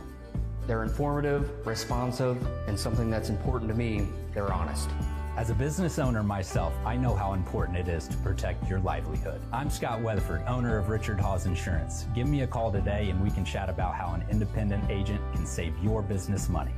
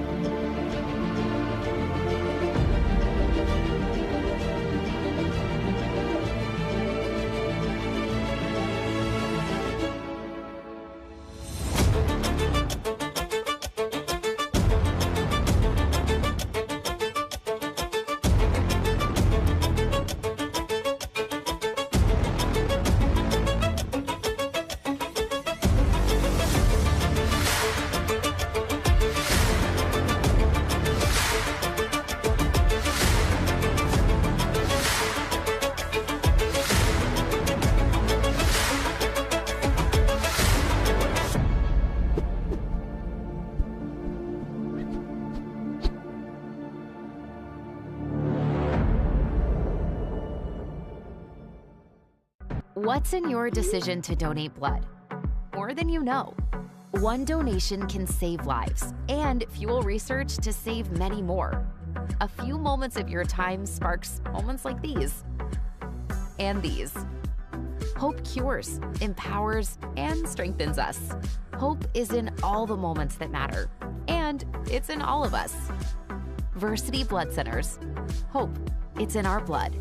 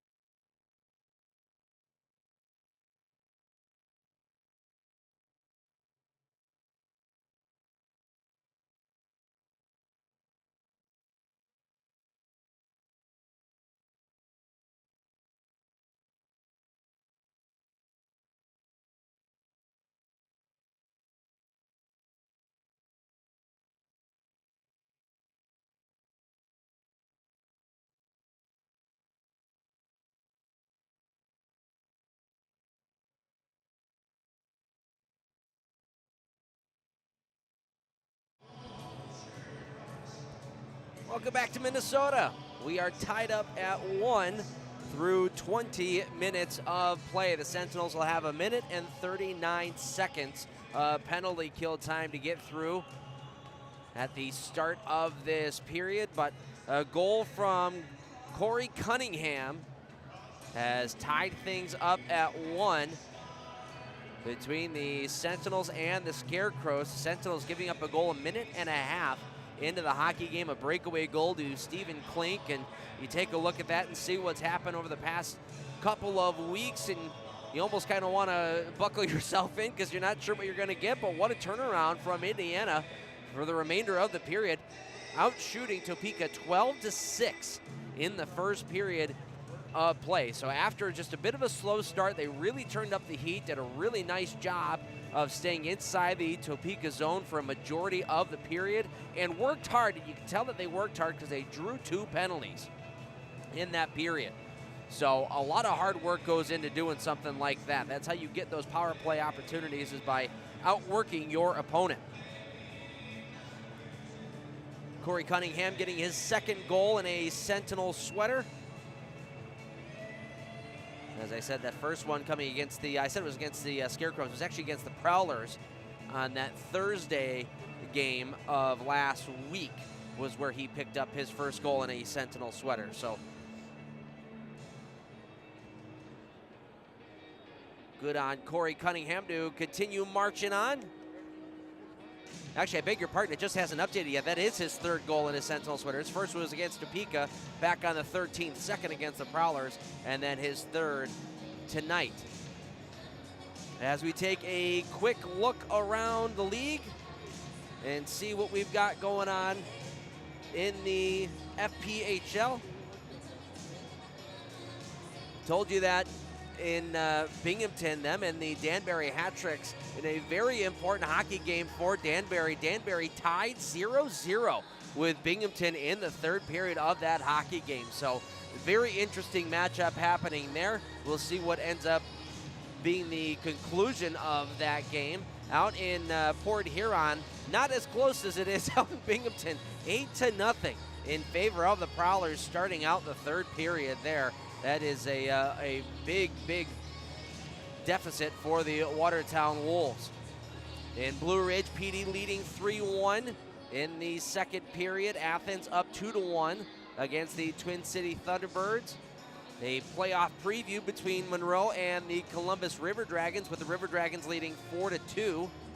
Just about to wrap up the second period there. And out in Biloxi, the Breakers up by a score of 3-1 over the Baton Rouge Zydeco. The Zydeco are really struggling as of late. They have lost their last 5 in a row and are 3-7 in their last 10. And they're going up against Biloxi, who's 1-9 in their last 10 and have lost 6 straight. Their only win in the last 10 games has come against this Topeka Scarecrows team. So 2 teams who are near the bottom of the Continental punching it out tonight out in Mississippi. And as I said, 1-1 here through 28 minutes of play. We'll step aside for one more commercial break and be back with the second period right after this. You're watching the Indiana Sentinels on the Sentinels Hockey Network.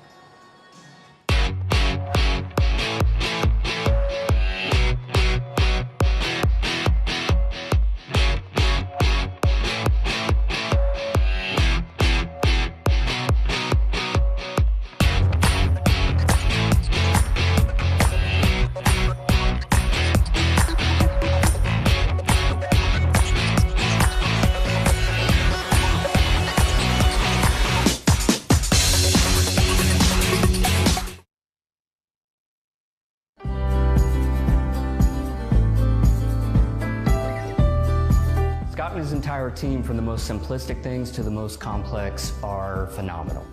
They're informative, responsive, and something that's important to me, they're honest.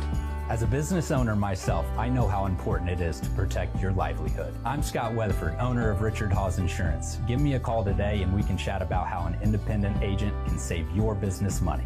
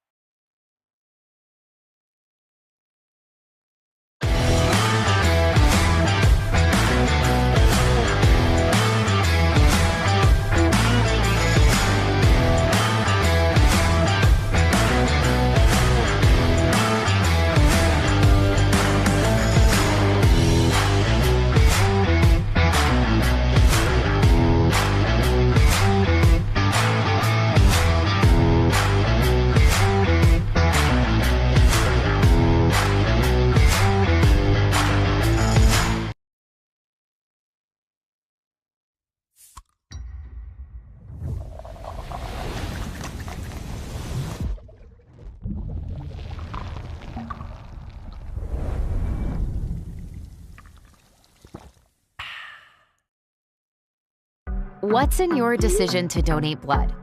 More than you know. One donation can save lives and fuel research to save many more. A few moments of your time sparks moments like these. And these. Hope cures, empowers, and strengthens us. Hope is in all the moments that matter. And it's in all of us. Versity Blood Centers. Hope. It's in our blood.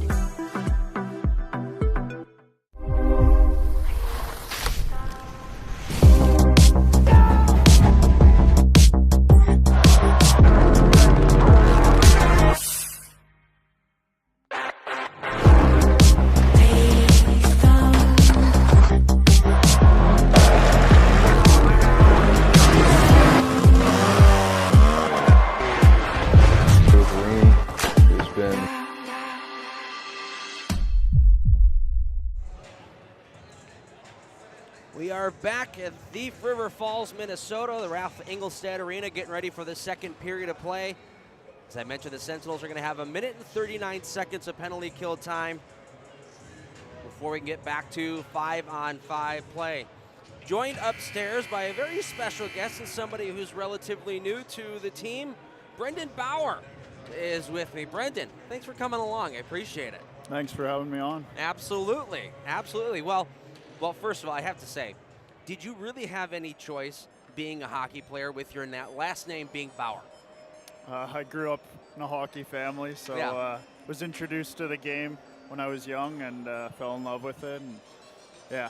But there's got to be no choice in the matter. I mean, your name is on hockey sticks and hockey skates all across the world, so good for you. I mean, you're really getting the marketing out there, honestly. Nicely done. That's funny. No, I love it. So. What did you think of the first period for the boys? Obviously a bit of a slow start, minute and a half in, giving up that breakaway goal, but I felt like a pretty nice answer. Yeah, overall I thought it was a good start to first period there. Good start on this penalty kill here for the Sentinels. They send it the length of the ice. Clark gets stood up just inside. Here's Peavy, team captain, doing a nice job killing some precious time off the clock. Now Lease on the back check, forcing Clark to spin back. Now I know a couple of guys have different feelings on it. Would you rather the ice slick like this for a power play, or would you rather it a little bit more roughed up? It's pretty tough coming out of a period right after a flood. It's nice when it's settled after a couple minutes. Well, and especially from a momentum standpoint, too. You go to the locker room for, 18 minutes, and you have to come back out and try to pick up the pace where you left it off at. It's got to be a tough job to do. Yeah, for sure. Yeah. Good stop there from Cooper Olsen, along snapper from the blue line. He was able to knock it down with his glove. Rebound did pop free for a brief moment. Off the face-off. Pulled out of there by the Sentinels, and backhanded all the way down by Buchholz. And a good forecheck here by Bozinchenko, forcing the goaltender, Sammy Bernard, to cover up the puck. So you saw this Scarecrow team last week a couple of times. What are some of the things that stand out to you about Topeka? Yeah, they're a skilled team. They like to play. They like to play a skilled game, so it's a lot different than a matchup versus Port Huron, who's a bit more physical and stuff like that. Yeah, definitely a different matchup. So yeah, just got to adjust to that. Everett talked about the key to winning this game is by winning the blue lines. Can you talk about what that specifically means? Yeah, just not turning the puck over at the blue lines, keeping it simple and getting pucks in. Making sure that you're not turning anything over in your own defensive zone. As we're going to get a penalty here.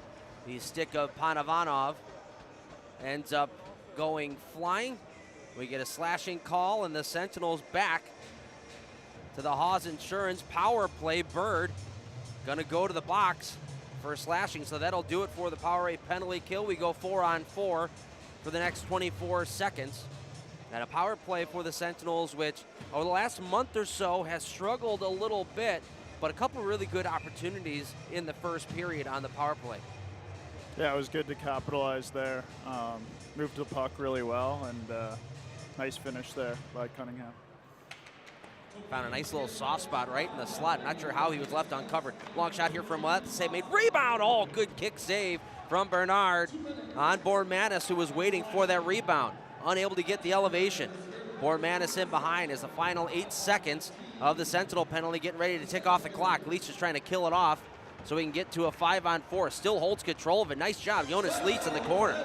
We are now 5-on-4. Tortorella out of the box and into the play. Pass out to Bormanis. Big save by Bernard. In tight. Cleared out of there by the Scarecrows. Minute and 20 of power play time for the Sentinels.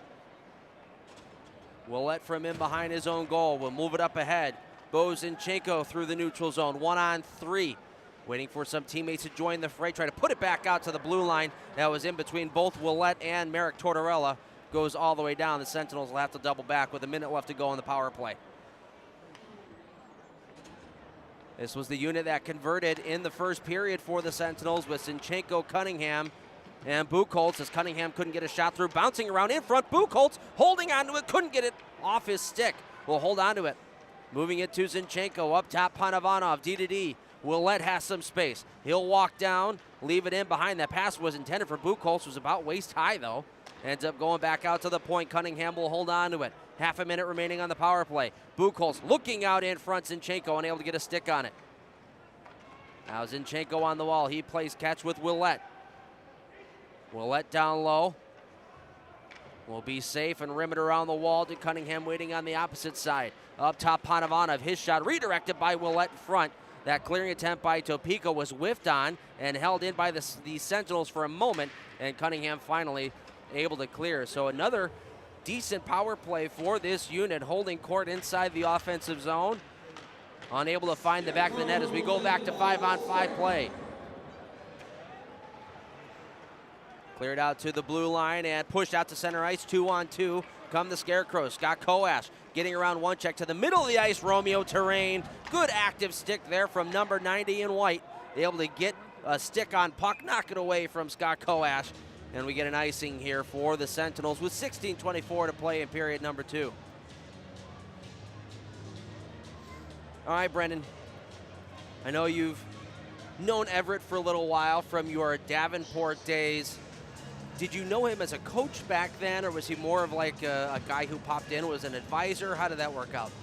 Yeah, so my second year of college at Davenport University there, he was our forwards coach. So I knew like the style of hockey he likes and how he wants to play. So, has he changed his style at all, or is he as intense then as he is now? Yeah, still intense. Likes the old school, like old-time hockey kind of style. So, yeah, you know what he wants. He wants you to be hard to play against. And that Davenport team certainly is hard to play against. A very physical team who can turn it into offense in the blink of an eye. Certainly a team that you don't want to be playing against. You'll be black and blue afterwards. Esposito will bank it in behind, out the opposite side. Lease put it down low. Bormanis has a man pinching in. There's the pass out in front for Ross, but it deflected off a stick. Oh, a good setup there from in behind the net, which is a place where the Sentinels a couple times in today's game have tried to put pucks right out in the slot. Unfortunately, unable to convert on that last one. Wrapped around the glass, Tortorella tried to kick that one free. Ends up going to Klink. He'll backhand this one up the wall. Clark out to the neutral zone. Tortorella all over him on the back check. Koash, backhand pass in front. What a save there by Olsen. Fully outstretched to his left. Got the left pad on it. Cooper Olsen, his biggest save of the game by far. Bernard around the wall. Tortorella able to pick that one off. Holding onto it, stick handling, had it knocked off his stick, and Klink will start moving back the other way, trying to get around Kleber. Klink getting to the net, moves it out in front. Big save again there by Olsen, who then goes sliding into his net as his own teammate ended up barreling into him. But two huge stops here from Cooper Olsen in the last couple of moments. And we will step aside for a commercial break and be back right after this. You're watching the Indiana Sentinels on the Sentinels Hockey Network.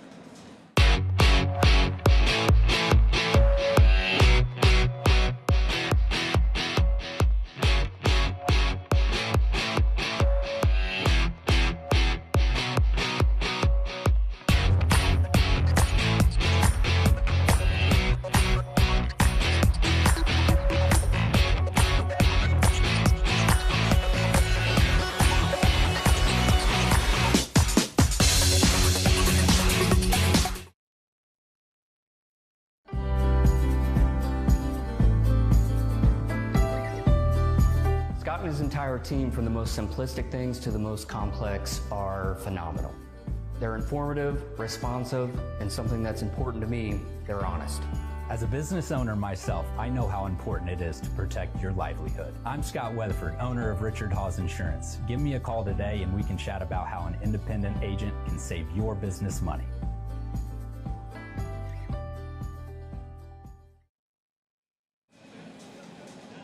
Welcome back to Minnesota. We are tied up at 1.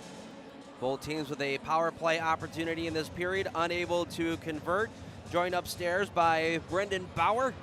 I gotta tell you, the amount of times I wanted to call you Trevor Bauer, just because I've watched baseball for so long. I haven't done it. But I've come very, very close.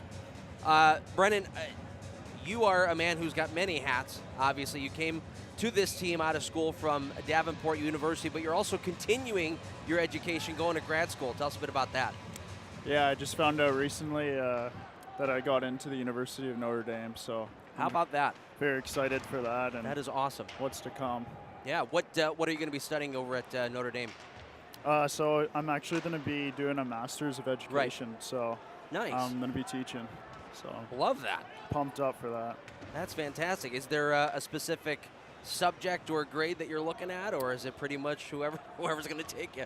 So I'll move on to Notre Dame's campus on May 29th there, and how it works, it's a 2-year program, and I'll be on campus there in the summers, and then I also found out recently I'll be teaching grade 4 in Charleston, South Carolina when the school year comes around. So good for you, man.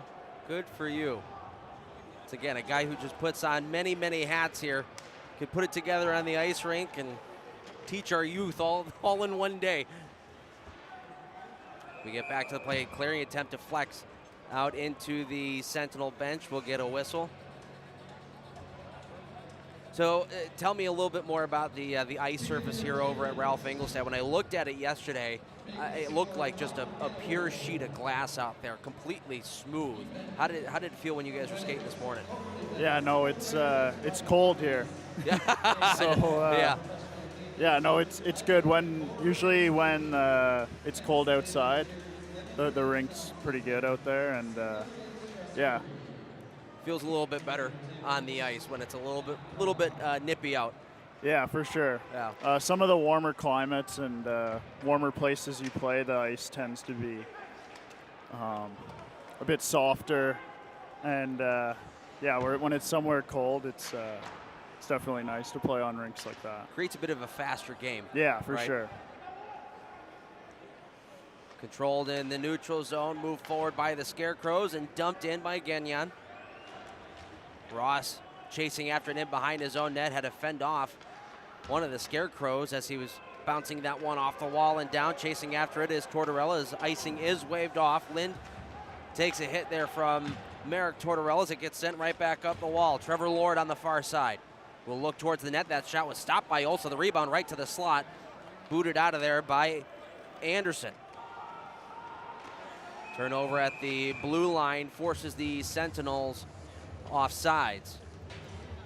Seen a couple times in today's game, Brennan, the Sentinels on the back check have really done a nice job of defending and really deleting any chance for Topeka to try to get something set up in the offensive zone. Was that something that was talked about this week during practices, about making sure that you are doubling down on your back checks? Yeah, that's the idea, being able to track and keep them to the outside and force a dump in ideally. Yeah, just like that. Dump it in. You got a guy like Cooper Olsen. Both of our goaltenders here, he and Chris Kerr, can play the puck pretty well.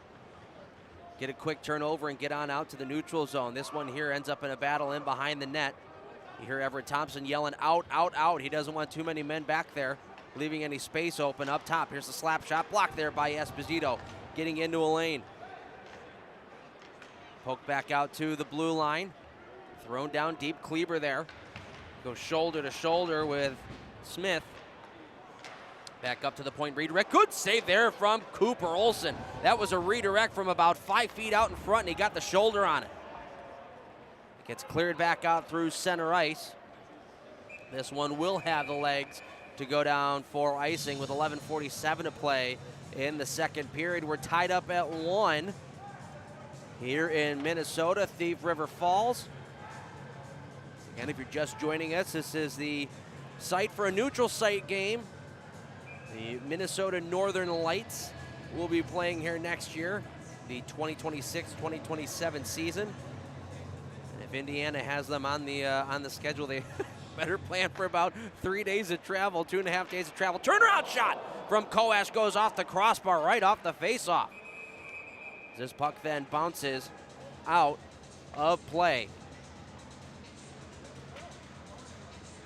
Yeah, the travel from Columbus is just a little bit far, wouldn't you say? Yeah, it's definitely the longest bus ride I've ever had. Thinking about university, we don't have to travel that often in terms of all our conference games are only a couple hours away usually, and even back in junior hockey, I've never had a road trip this long. So this is quite the experience. It was so long we got all the seasons. There's a pass out in front. They score. A little back and forth passing. Ended up on the stick of Scott Koash. A turnover inside the Sentinel end. Koash converts, and Topeka regains the lead. It's now 2-1.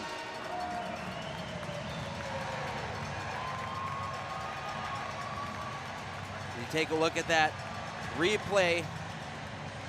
Brendan, it seemed like the Sentinels trying to exit their zone just a little bit too early, left a couple guys in behind the play.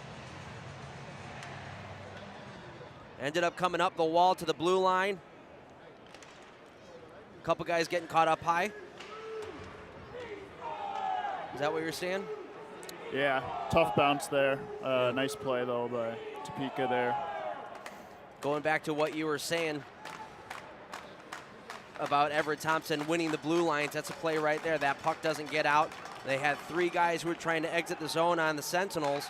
Can't get that puck out, and it leaves basically a 2-on-0 in front of your own net. Yeah, for sure. That was not much Olsen could do there. Yeah. Couple passes. Scott Koash picking up goal number 26 on the season. He improves his point streak now to 8 straight games with at least a point. He's got 7 goals and 9 assists in that time span.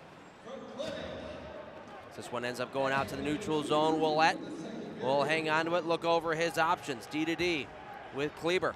He'll put it up the wall for Zinchenko. Had that one in his skates, though.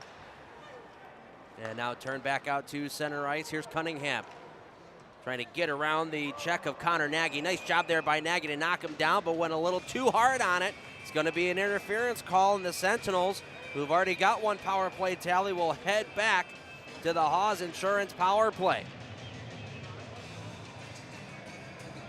Well, it could have been a good play there from Nagy, just kind of overzealous a little bit, I would say. He'll go for interference.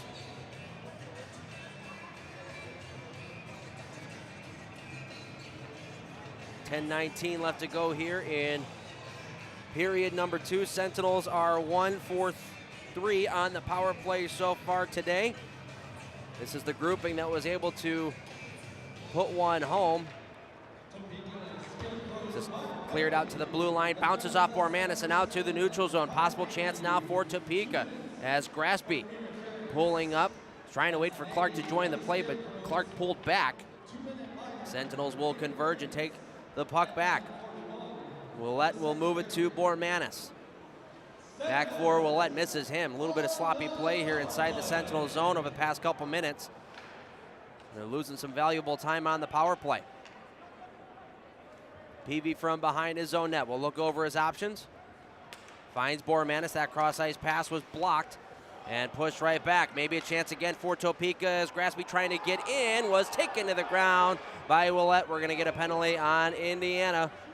So just 45 seconds into their own power play, the Sentinels are going to go to the kill. It's Willett who had to try to jump back into the play and deny the chance for Cameron Clark.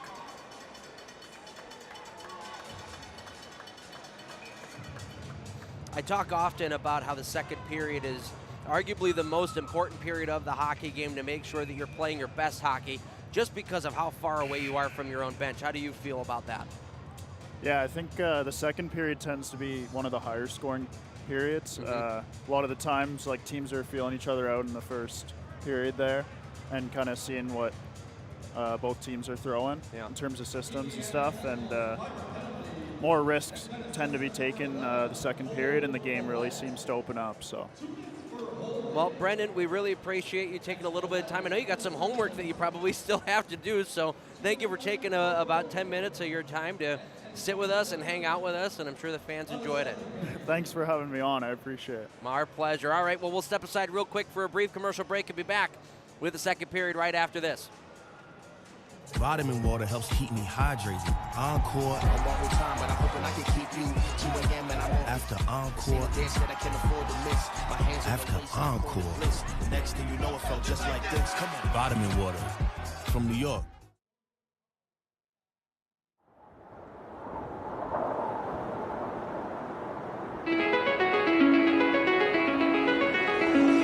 It's calling me. Like the rainbow. It's calling me. Like the rainbow. The rainbow.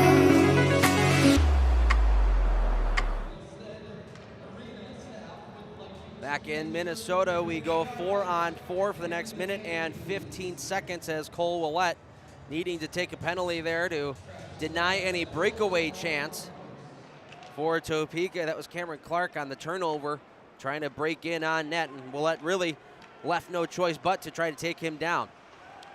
So 4-on-4, lots of space out on the ice. Chance for the Sentinels to get something done. Here's Colaruso's got some space to walk in. He fires one, and Bernard able to knock that one down. Rebound comes back to Topeka. There's a big collision between Zinchenko and one of the Scarecrows. Klink backdoor off the goalpost. Oh, a backdoor pass. Found Scott Koash coming in. Olsen got a piece of it, and it deflected right off the pipe. Panavanov the other way, dragging in, shooting one, and Bernard getting a piece of it. Knocks it just wide. Throwing up the wall. Here's Cunningham. Tried a bad angle shot that goes off the side of the head of the goaltender Bernard. Lays in behind the net. Koash there, trying to push it past Colaruso. He does. Taken on by the Scarecrows. Cross ice pass. Klink, he'll walk in and wire one. That was about 15 feet too high. Ends up back in the Sentinels' hands. Terrain with a man all over him, unable to settle that puck down. Scarecrows now back to the power play. It's a Powerade penalty kill for 40 seconds. As taken down as Cunningham. We play on. He was taken down from behind by Whalen. Clark will leave it off to Koash. Try to get Clark driving right back down to the goal. That pass a little out of his reach. Ross pins his man up, trying to kill off some time as it goes in behind the net. Pass out in front. Ross getting in the way of that as well. It's caught in his feet. Pulled out of there by the Scarecrows. Lord with some space to walk in at the circle, shooting one, and Olsen able to knock that one down. He'll reel in the rebound. Stopping play with 9 seconds left to go in period number 2.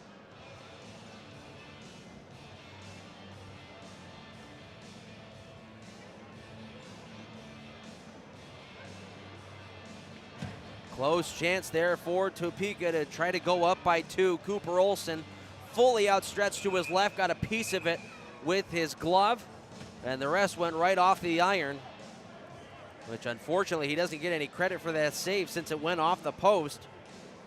But if not for him, this is a 3-1 game.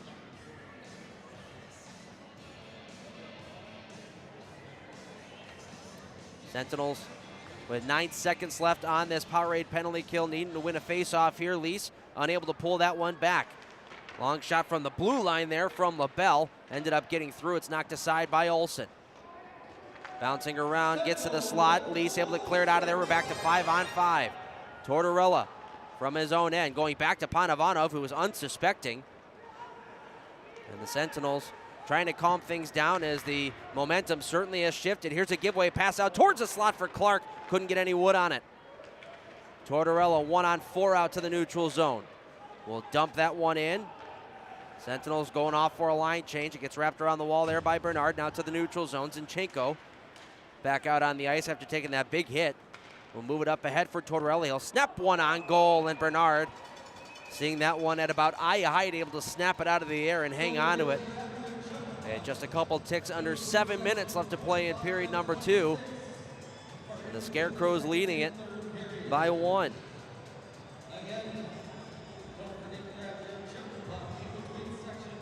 Draw coming inside the Topeka zone.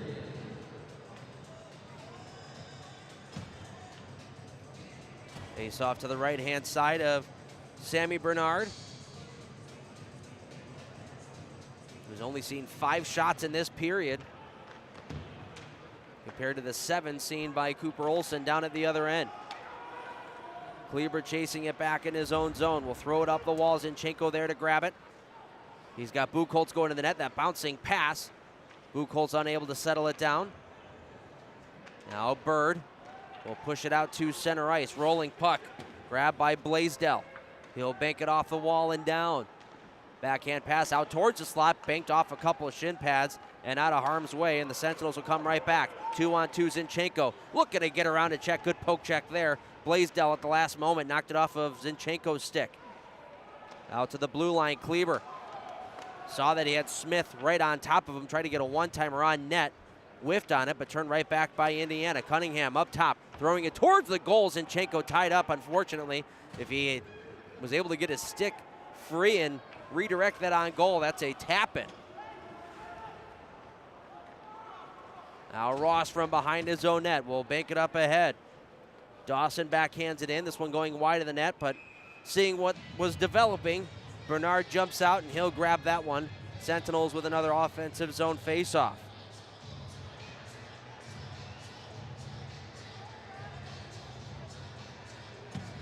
An area of the hockey game where the Sentinels have struggled pretty much all game long is in the faceoff circle. Haven't been able to win many draws clean. Would be awesome to be able to win one clean here from Anderson and try to set something up. Set up shop inside the offensive zone. Can't do it. As Clark able to win that draw. Koash on the half wall will push that out to the neutral zone. Dawson going back to Ross. Panavanov. That pass in between a couple of players and goes all the way down. And we'll get an icing on Indiana.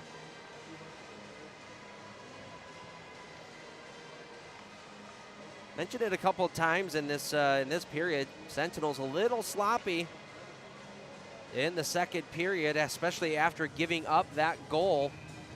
Been put a little bit on their heels here, so hopefully they'll be able to find a way to kick it to another gear and maybe get another late goal here to tie things up going into the third. Ross will go off the wall and not out, held in at the blue line. That's one of those plays that Everett Thompson's talking about. There's 2 that the Sentinels can't get out.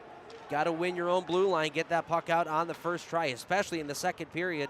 You don't want to get caught in your zone for too long, especially late in the period when your legs are already feeling heavy. As this one, a bouncing puck. Panavanov unable to settle it down.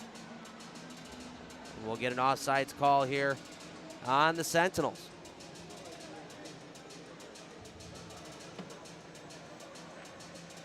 Both teams finishing up some line changes. Sentinels will throw out Bormanis, Lease, and Peavy with Colarusso and Terrain on the back end. Meanwhile, Topeka going with Gagnon, Graspy, and Lord with LaBelle and Steer on D. Steer will throw that puck in deep. Colarusso moving it up to Bormanis. Bank pass for Peavy was well behind him, turned over. Here's Gagnon. His wrist shot, good stick there by Bormanis to get a little bit on that to knock it up over the net. Now good shot block may lead to a chance for Christopher Bormanis. Bormanis in, shooting one and a good stop there by Bernard. Bormanis had 3 guys on his tail, had no shot other than to shoot it. Nearly beat the goaltender on the 5-0. Here's Bormanis again, throwing it to the net, seeing that he had Peavy crashing. Blockered out by Sammy Bernard. Wrapped back in by the Sentinels. Thrown up by LaBelle and out to the neutral zone. Terrain chasing after. We'll move it out to Zinchenko. His cross-ice pass. Cunningham unable to settle it down. Good forecheck, though, by Buchholz. Controls the puck. He's got it in behind the net. Bounces high up into the air. Zinchenko there to try to knock it down. He settles it in behind, finding Buchholz at the circles. His wrist shot, LaBelle, got a stick on that, knocking it wide. 4-man scrum in the corner, Willette pinned up along the wall. Finally, it pops free. Scarecrows cough it up in their own zone. That's Jordan Steer, who's been out there for about 2 minutes now. Coughs it up in behind once more. Buchholz in front for Cunningham. Couldn't get a good shot to send it on goal. Willette keeps it in. He'll send it into the corner. Really good shift here from the Sentinels. And once again, it's the Zinchenko, Cunningham, and Buchholz line. They'll get a couple of changes in zone. Ross will come on for Willette. Here's Cunningham walking up top. He'll drop it for Ross. Ross looking to the front of the goal. That one was blocked and cleared out of there by Nagy. And finally, the Scarecrows able to relieve some of the pressure and start moving back the other direction. And behind the Sentinel net, Lord, his cross-ice pass deflects. Goes to Checo, a turnaround shot that sails wide of the goal. And taken by Kleber. He'll throw it up ahead for Anderson. It was about waist high. Not much Anderson could do there.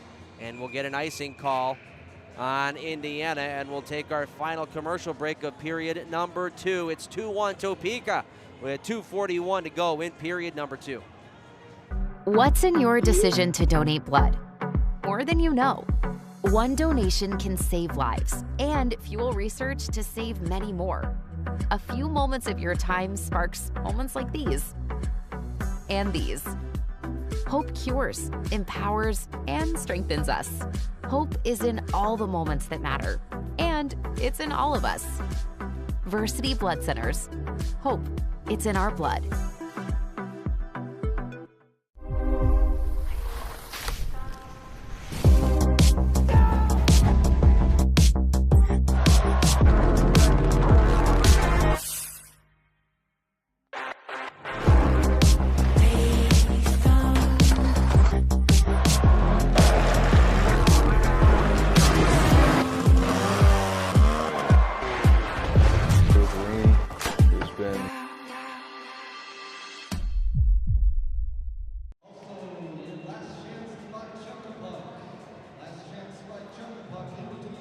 Back in Thief River Falls, it's 2-1 Topeka. With under 3 minutes left to go here in the second period. After icing the puck, the Sentinels will be back inside their own end on a defensive zone faceoff. Mentioned that they've struggled in that category, just faceoffs in general in this hockey game. Got Dalton Anderson taking this one, going up against Corey Checo. Checo will win it back. Bird, the wrist shot deflected off of Cunningham.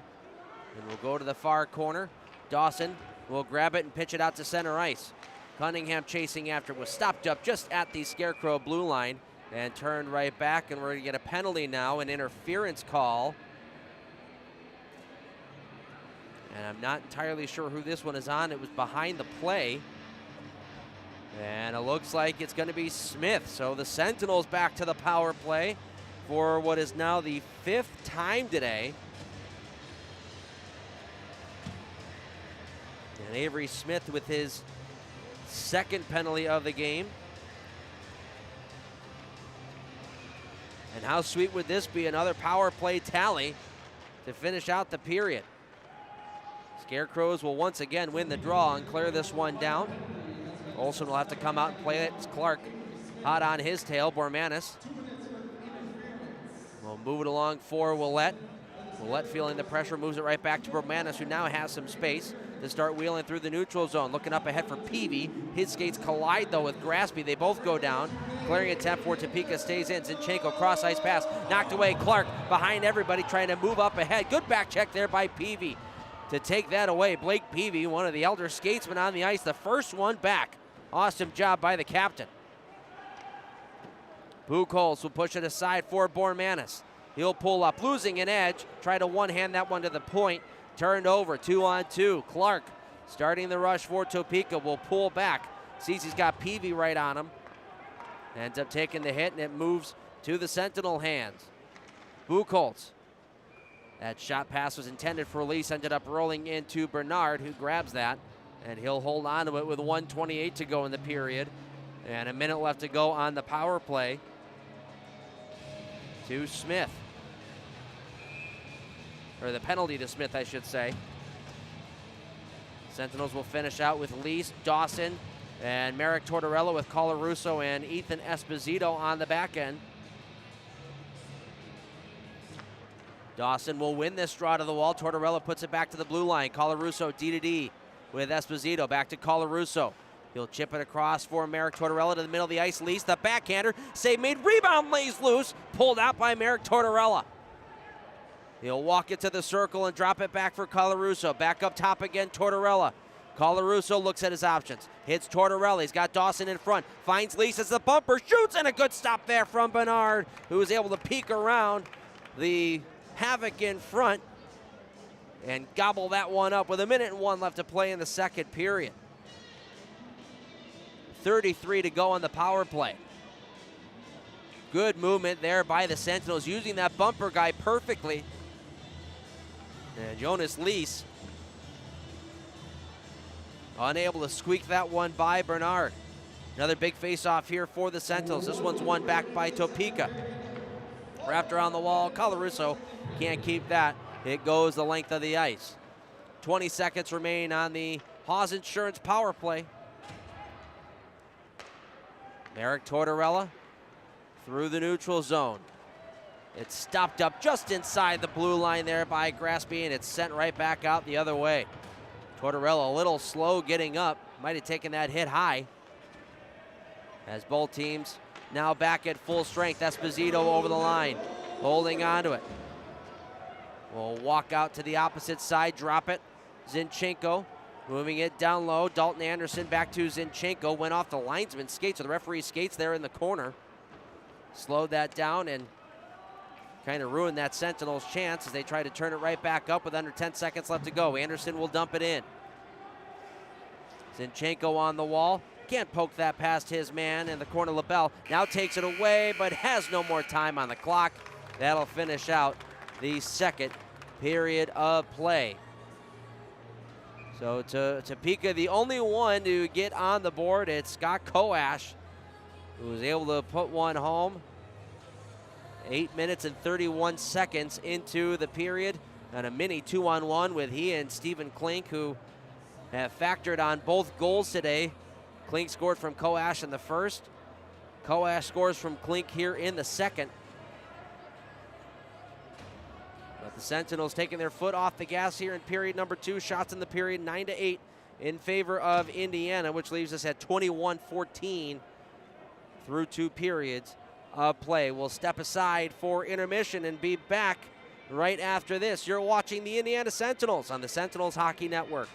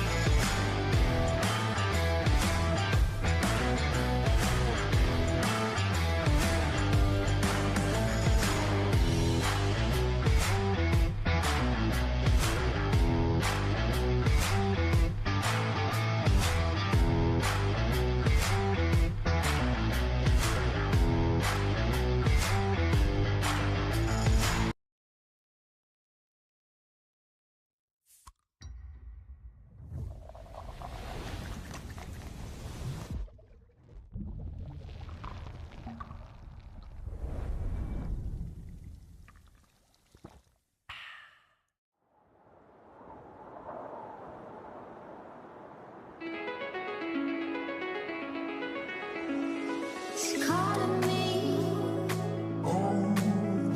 like the rainbow. It's calling me like the rainbow. The rainbow.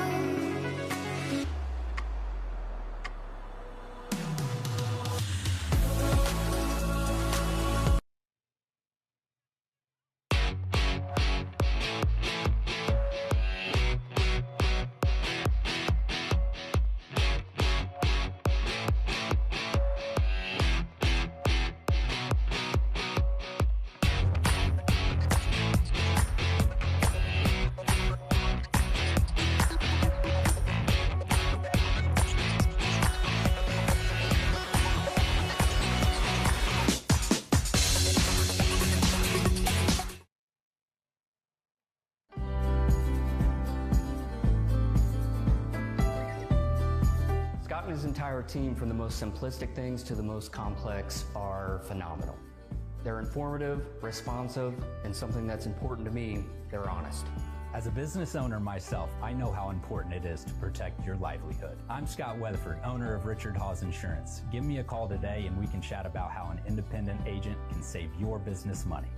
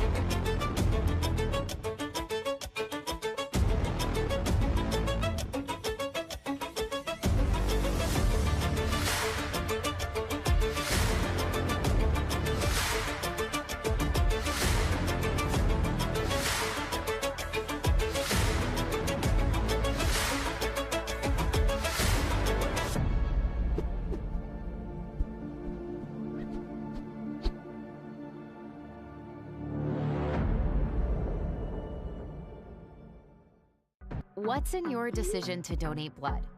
More than you know. One donation can save lives and fuel research to save many more. A few moments of your time sparks moments like these. And these. Hope cures, empowers, and strengthens us. Hope is in all the moments that matter. And it's in all of us. Versity Blood Centers. Hope. It's in our blood.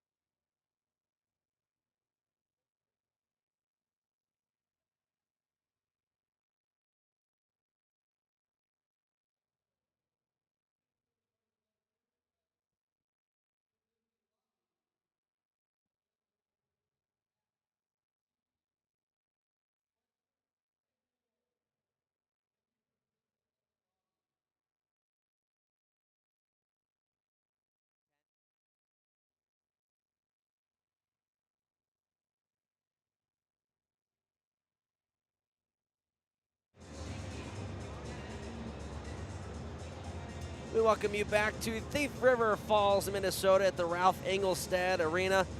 The Topeka Scarecrows lead your Indiana Sentinels by a score of 2-1 in that period. The only goal coming from Scott Koash. Koash grabbing number 26 on the season. And today he has extended that point streak to 8 games. He now has 7 goals, 10 assists in his last 8 games, 17 points in those last 8. And against the Sentinels this season, he now has 4 goals and 6 assists on the year in 5 games played. And that was, once again, we talked about it, the Sentinels unable to clear it out of their own end, failed to clear at the blue line. Everett Thompson mentioned that this game is going to be won at the blue lines. And you saw right there the Sentinels failed to clear it. Had 3 guys way too far up high. 2 Topeka Scarecrows were caught in behind. It's the 2 that you really don't want to leave behind, and Klink and Koash. And they had a mini 2-on-1, unable to beat Cooper Olsen, or they were able to beat Cooper Olsen, I should say, and make it 2-1. There were 3 penalties taken in that period, 2 of them to Topeka. 1 of them going to the Sentinels. Willette went to the box for Indiana for holding. Nagy and Smith both off for interference in that period. No team able to convert on the power play.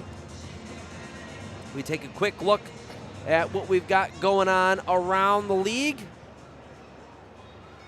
As I said, a very important game out in Binghamton for the Danbury Hat-Tricks. Danbury unable to pull out the victory there. They lose in regulation to the Binghamton Black Bears by a score of 1-0. The only goal in that game was from Nicholas Swain, and that was with about 7.5 minutes left to go in the period. Danbury only able to put 18 shots on net compared to the 38 for Binghamton. Very big game there for Kyle Penton, the goaltender for Danbury, making 37 saves on 38 shots. Tough night for Watertown as they lose 12-1 to the Port Huron Prowlers. Port Huron putting up 4 goals in each period. Bobby Price and Grayson Dietrich both with 4 goals in that game. Lockhart had 2, Reggie Millette and Vincent DeCumbus all with 1. So a big point night for the guys on the Prowlers roster. Out in Petey, they are tied at 3 about halfway through the 3rd period. They and the Blue Ridge Bobcats going head-to-head out at the Hitachi Energy Arena. The Rock Lobsters and the Thunderbirds, it's 4-2 Athens. Also about halfway through the 3rd period there. Gus Ford with 2 goals for Athens in that game. The Moccasins losing 5-3 to the River Dragons. River Dragons up 3-1 after the 1st period. It's been pretty even Steven ever since. Monroe out shooting Columbus 34-25 in that hockey game. Ryan Hunter with 2 goals for Columbus. And then finally out in Biloxi, the Breakers are 20 minutes away from killing their 6-game losing streak because they are up 6-2 against the Zydeco. If they can hold on for the next 20 minutes, they'll be in a pretty good spot. And right here in Minnesota, it's 2-1 Topeka. The Sentinels have 20 minutes to try to tie this thing up or win it and get a huge victory against the Topeka Scarecrows. We'll step aside, hit you with a couple more commercials, and then come back to the 3rd period right after this. You are watching the Indiana Sentinels on the Sentinels Hockey Network.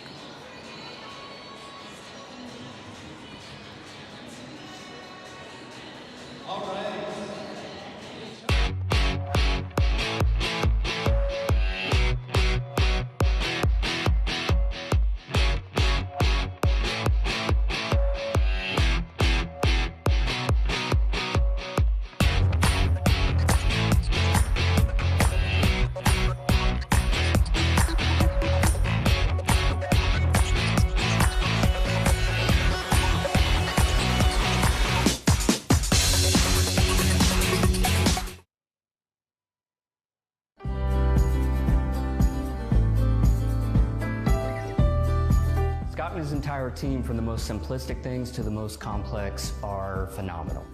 They're informative, responsive, and something that's important to me, they're honest. As a business owner myself, I know how important it is to protect your livelihood. I'm Scott Weatherford, owner of Richard Hawes Insurance. Give me a call today and we can chat about how an independent agent can save your business money.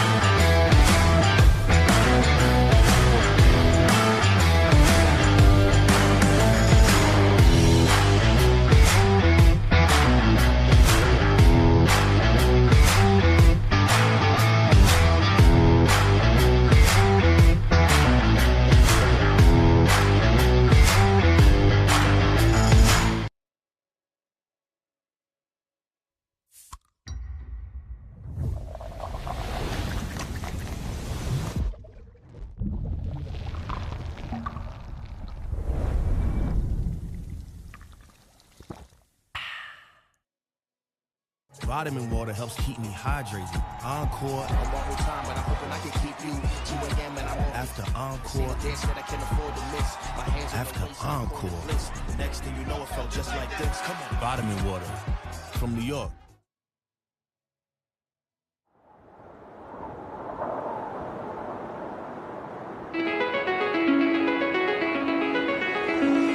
It's calling me.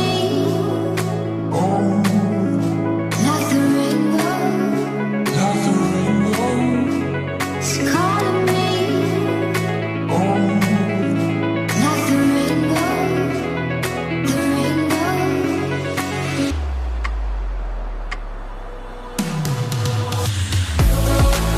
What's in your decision to donate blood?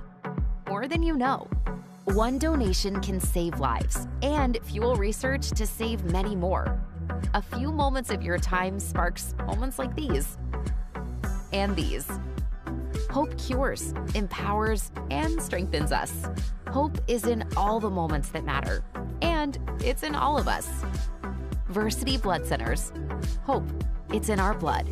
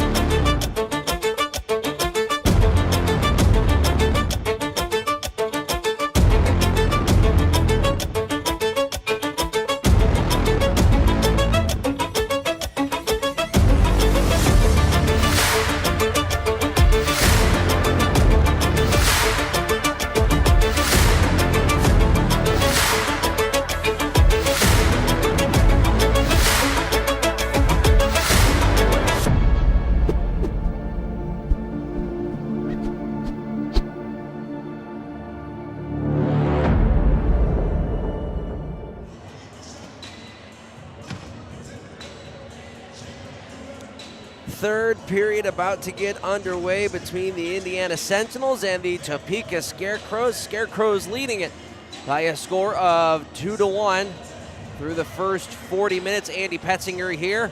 Happy that you're watching on the Sentinels Hockey Network. Been a whole lot of fun putting this one together with pretty much the full Ryan Furr creative crew. And as you can see, we've got some alternate angles here for you as well, getting some nice in-tight shots. This is as professional as we get. And it's been a whole lot of fun being able to put it all together for you. We are 5-on-5 to start the third period.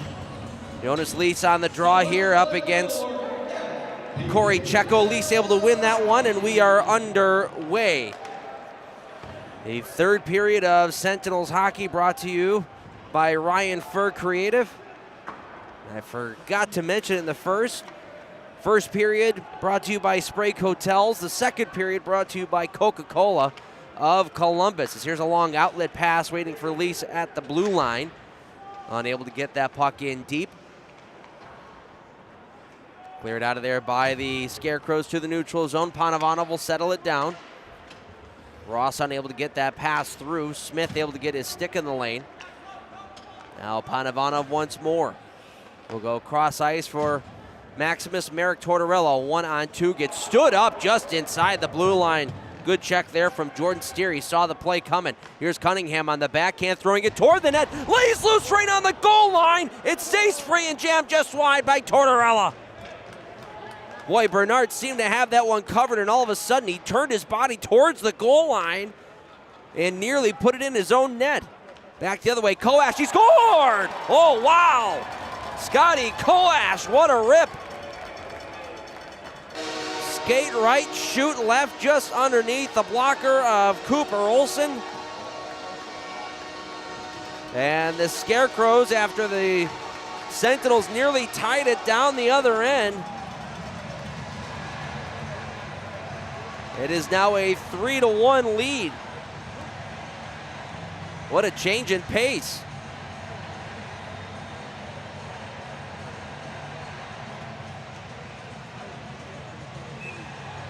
The Sentinels look like they may have tied it. That puck was sitting maybe half an inch from the goal line. They were unable to jam it past the prone pad of Sammy Bernard, who had laid down pretty much flat along the goal line there. Unable to get it home. Scarecrows come right back down, and it's the guy who's been their offensive juggernaut all year long. Here's Esposito coming in, shooting one. He gets taken down to the ice. Are we going to get a penalty or a penalty shot? Penalty shot for Ethan Esposito. Hard work for Espo, going right down the gut, gets taken down. He's going to get himself a penalty shot to try to break a 13-game pointless streak. And what a way to be able to throw that to the wayside here. If you remember, Ethan Esposito cashed in on a shootout try way back in December against the Blue Ridge Bobcats on home ice, was able to help Indiana seal the victory. And right now he's trying to pull Indiana within one as he goes in on Sammy Bernard. Ashton Colazzo getting ready to cash in all his chips right here on Ethan Esposito. Said he was his pick to click tonight. Esposito will pick it up in the neutral zone. Will go far wide. Now come right back down the gut. Esposito going to the 5-hole, shut down there by Bernard. Espo trying to get Bernard to open up, but Sammy Bernard able to shut the pads together. Good attempt there from Esposito. Unable to get it through the 5-hole. Face-off will stay inside the Scarecrow zone. Hu Colson Grasby will go toe-to-toe here on the draw. False face-off there. The linesman kind of pointing at himself, saying, hey, fellas, that one was on me. Long shot from the line there from Kleber, sails wide of the net. Scarecrows will chip out to the neutral zone, gets redirected in by Lord. Kleber from his own end will curl tightly there in the corner, move it to Zinchenko. Now Willette dumps and chases after it. Turned around the wall and push just out to the neutral zone as Colarusso will hold that and flip it across. Boys play catch there, and Cunningham will bank it up ahead. Lease trying to push this one forward, gets rubbed off the puck. He's able to backhand that one toward the middle of the ice for Colarusso, who is pinching in from the blue line. Bounced away from him. Turned back over to the stick of Richie Colarusso. Zinchenko now for Jonas Lees. His wrist shot sailing wide of the net will wrap around the wall. Dawson able to keep it alive. Zinchenko back for Dawson. So we see a little line mixing and matching here from Everett Thompson. He's got Zinchenko with Dawson and Lees together. We saw earlier in the game Zinchenko put together with Buchholz and Cunningham. So trying to find ways to generate offense any way that he can is Everett Thompson. Flipped high up into the air. Panovanov will settle it down, looking at PV on the far side, near side, excuse me. He'll go cross ice. Dawson. Pass was a little too hot to handle. And the Scarecrows, Checo, will hit the red line and dump it in deep. Panovanov from his own end has a roll off the end of his stick. Gets a little help there from Nolan Dawson to push it forward. Now Panovanov still chasing after it into the offensive zone. Gets taken away from him and cleared right back out. Ross from behind his own net looking at his options. Finds Bormanis cutting through the neutral zone. Bormanis trying to dip the shoulder and get to the net. Lind, nice job to come over and swipe that away from him. Put out to the blue line, held in there from Anderson. Now Willette at the red line. He'll chip and chase after it. Scarecrows will send it around the boards and right back out to the neutral zone. Esposito there to take it and wheel it back into the O-zone. Esposito wristing one, deflecting off a leg and wide. Finally pushed back out to center ice. Kleber will turn it right back up. Kleber over the line, nearly was offsides as he and Cunningham were pretty much neck and neck together. Now bounce out to the neutral zone. Klink, 3-on-4 back the other way. Moves it to Koash. Koash, the wrist shot. Going down to block that one was Kleber. Koash looking for the Hatties. This one bounces up into the air. Olsen unable to grab that. Try to catch it as if he was a center fielder and dropped the fly ball. Fortunately for him, he had his teammates there to clear it away. Buchholz now on the wall. Stripped of it by Koash from behind. He'll get it out to the neutral zone where Colarusso will turn it right back in. 5 minutes already gone by here in the third period. Topeka leading at 3-1. Another quick goal. They were able to get a quick one in the first. They got an even quicker one here in the third period. Just a minute and 12 seconds in. Koash able to pick that one up as it's an icing call on the Scarecrows. And with it being under the 15-minute mark, we get our first look at the Shovelers here in the third period, which means we'll step aside for a commercial break. You're watching the Sentinels on the Sentinels Hockey Network.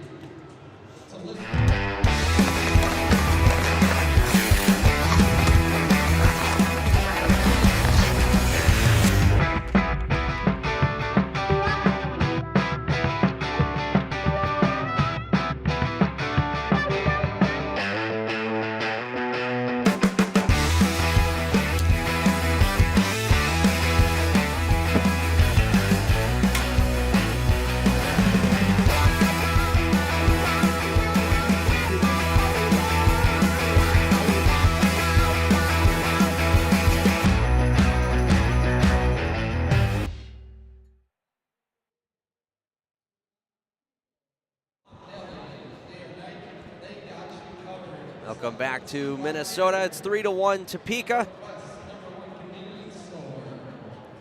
They lead it on the backs of goals from Stephen Klink to start it out, and then two straight from Scott Koash.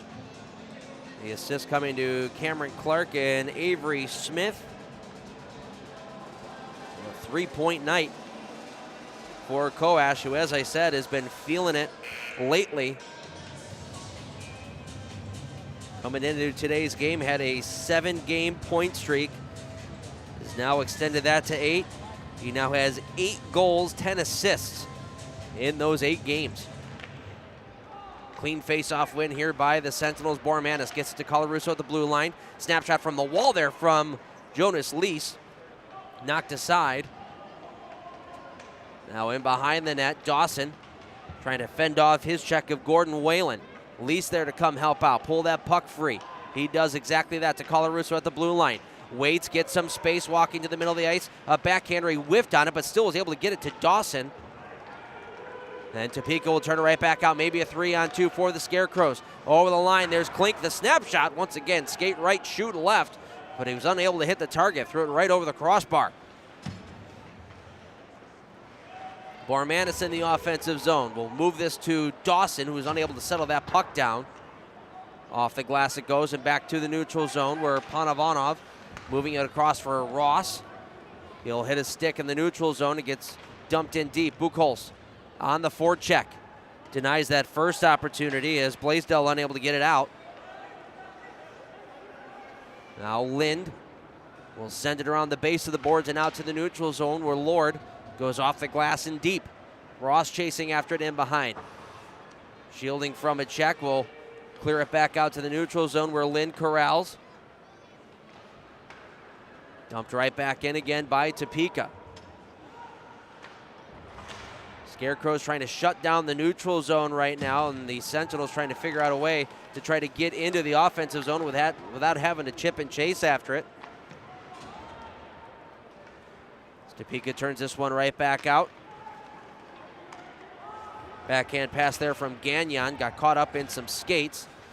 Anderson in a battle with Checo. They both overskate the puck. Lord looking backdoor for Gagnon, but he was covered there by Panavanov, who escapes out to the neutral zone. Zinchenko moving around a couple checks, 1-on-3. Zinchenko gains entry to the zone. Will wrap it around to the opposite side. Held in there by Kleber. Backhand dump in, gets taken away and pushed up ahead. Here's Lord over the line. Lord walking, firing one. Oh, a tough save there for Cooper. Olsen is Willett was able to get a majority of that puck on the block with his stick, but it popped up into the air. Olsen expecting a fastball, gets a changeup, was able to stick with it the whole time and glove it down.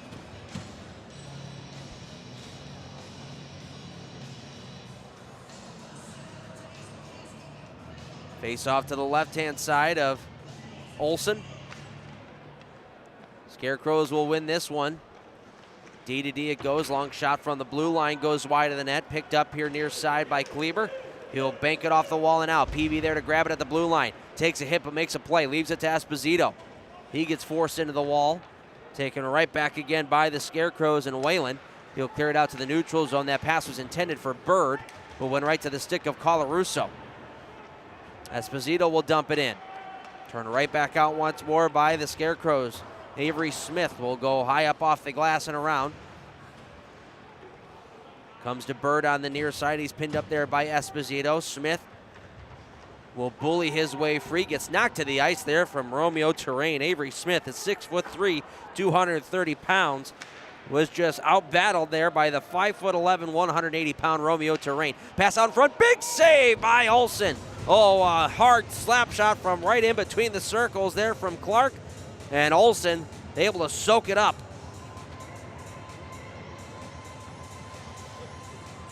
That's a huge stop from number 30. In between the pipes, able to soak that one right off his crest.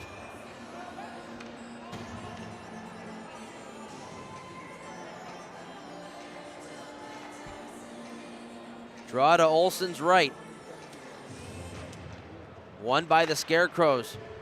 Try to get a shot just off the draw, deflected off of a stick. Lease will move it around for Dawson, who pushes it out to center ice. Bormanis had that one escape him. Missed pass here from Topeka. And they had their arm up for an icing. Ends up getting waved off last moment, I guess. Now Panavanov looking up ahead for Dawson, trying to split the D, but coming right back to get in his way there was Connor Lind. As now he and Dawson get tied up. They're going to go at it.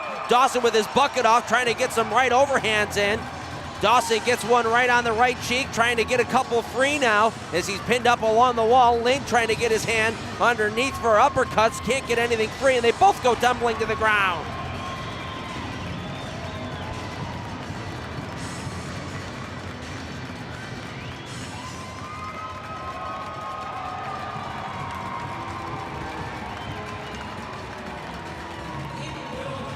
Dawson and Lind going at it. Nolan Dawson trying to inject a little more life into this Sentinels lineup by chucking some knucks.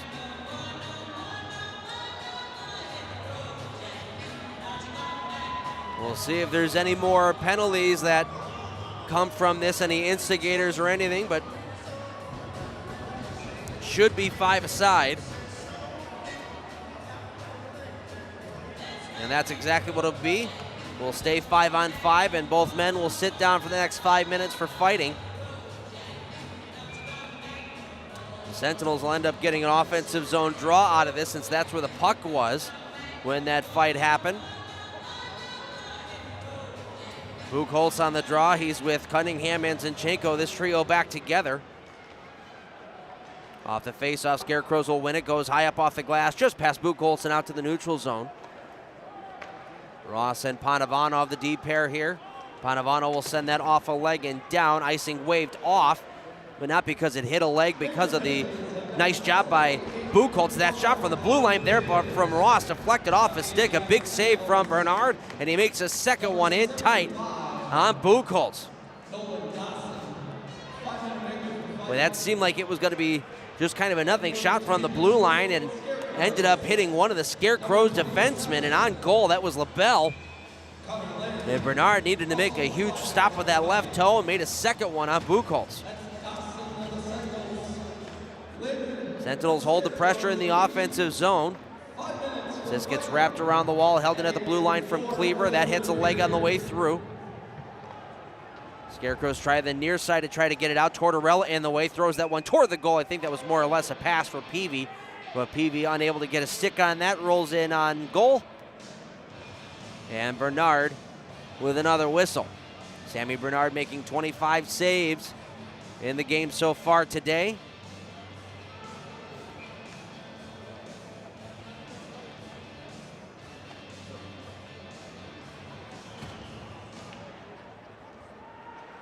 On the face-off, Scarecrows will send it around the roll. Big hit! Oh, Ryan Kleber stepping up just inside the offensive blue line and laid his man out. Jacob Gagnon never saw coming. Welcome to the Sentinels, Ryan Kleber. Graspy inside the offensive zone will put it in behind the net. Finally collecting his belongings is Gagnon. So he gets stripped of it from behind there from Buchholz, and he'll go out to the neutral zone. Good clear there from Jay Buchholz, getting it high into the air and out, allowing his team to finish a line change. Terrain will send it around the walls. He takes a big hit in behind. Takes a second to gather himself. Puck finds him again in behind the net. Romeo Terrain up the near side for Ethan Esposito. He'll cut to the middle of the ice. He'll chip it in deep. LaBelle back after it, trying to throw that up the wall. Got caught up in referee skates. Jonas Lees is there. Lees up the wall. We'll move it right back in behind for Esposito. He'll bring it up the far side. Esposito holding it at the blue line. Putting that down low. Goes off of Smith's skate. Bormanis will control. Esposito coming down the gut. Lees is there. Now has Colarusso in front. It bounced off his stick. Lees trying to wait for Colarusso to get right down the slot. He did. But he couldn't get it on the blade of his stick. Here's Smith walking in, shooting, deflected off of Tortorella and wide. Whalen up top. D to D he goes for LaBelle. He'll wrap it around the wall. Below the goal line, Bird getting harassed there from Anderson.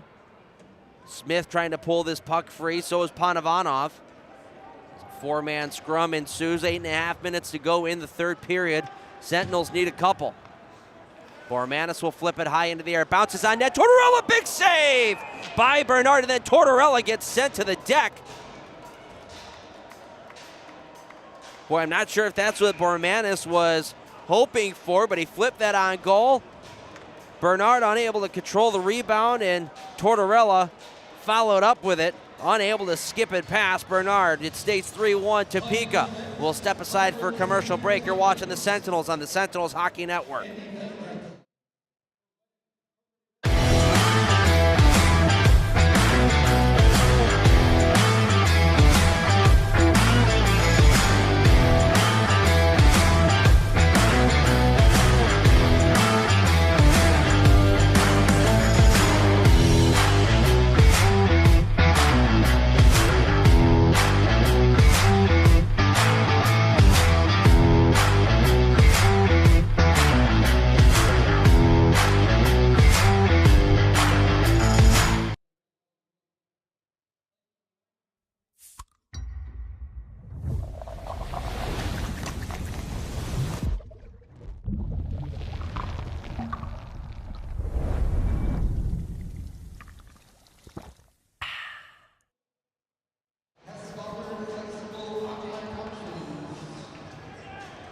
What a chance that was for Maximus Merrick Tortorella just before we went to break. A dump in from center ice by Christers Bormanis. It rainbowed its way in on net. Sammy Bernard coughed up the rebound, and Tortorella was right there. And honestly, it was almost like Maximus Merrick Tortorella was in a little too tight to try to get anything done. He could only just shovel it right back into Bernard and hope that it found some sort of a hole in his armpit or something to try to squeak through. If it was a little further back, he might have had a chance to make a move. Maybe a bit of a better opportunity, but a great chance again for the Sentinels. Off the draw here, Willett will throw it in behind. Zinchenko there will come out the opposite side, back to the blue line. D Willett will move it to an open corner. Buchholz gets tied up there in behind with Blaisdell. Couldn't get a stick free. Now Willett throwing it on net, redirected at the side. Big save twice. Oh, Sammy Bernard, 2 saves in tight on Jay Buchholz, who's shaking his head right now. Can't believe he couldn't get more on that redirect.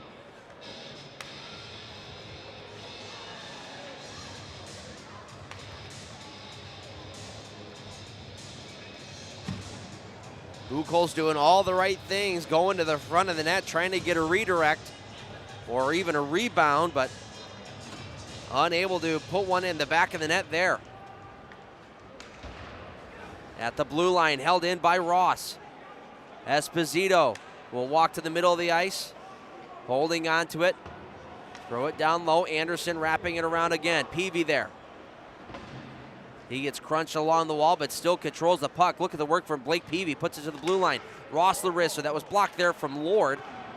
Ends up coming to the blue line. Ross keeps it in once more. To the backhand's got some space. Shooting one, and Bernard able to get a stick on it to knock it aside. Unfortunately for Ross, he was on his backhand there. If he's on his forehand, he's got a much better opportunity. Approaching the 7-minute mark of the third period. Zach Ross will send it up the wall. Esposito chasing after it. Can't get it past Graspy, who keeps it in at the blue line. And behind the net, pass out in front, deflected off of Ross. And now Merrick Tortorella will weave his way out to the neutral zone, one-handed across. Bormanis will dump it in. Sent around the wall, Gagnon. Bormanis strips him of the puck. Didn't have a lot of room to try to get that pass across for Tortorella, who was hanging out in the slot. Finally, we get an offside call here with 6.5 just about to play in period number 3. The Sentinels have gotten back to the play that they were showcasing in the first period. They have really held the pace of play here in the third. They did the same back in the first period. Generated a lot of chances in the offensive zone. Were able to pull through on a power play. Great pass from behind the net by Bo Zinchenko. Found Cunningham alone in the slot. But since then, the Sentinels unable to solve the code that is Sammy Bernard as of yet. And the best chance that they've had in this third period.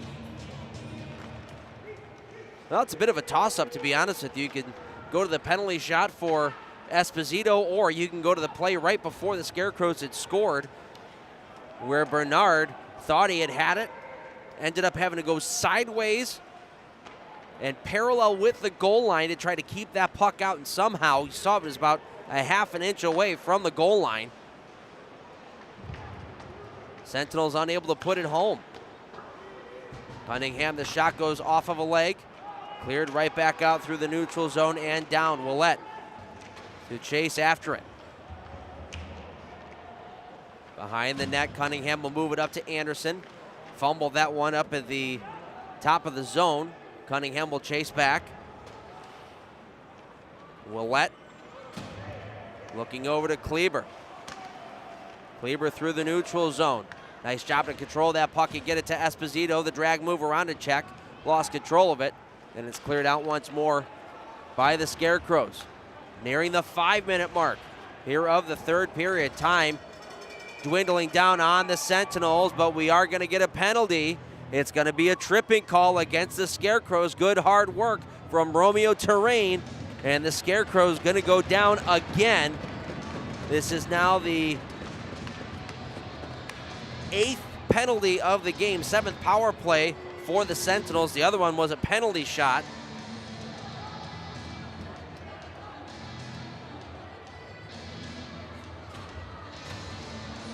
But a tripping call going to Scott Koash.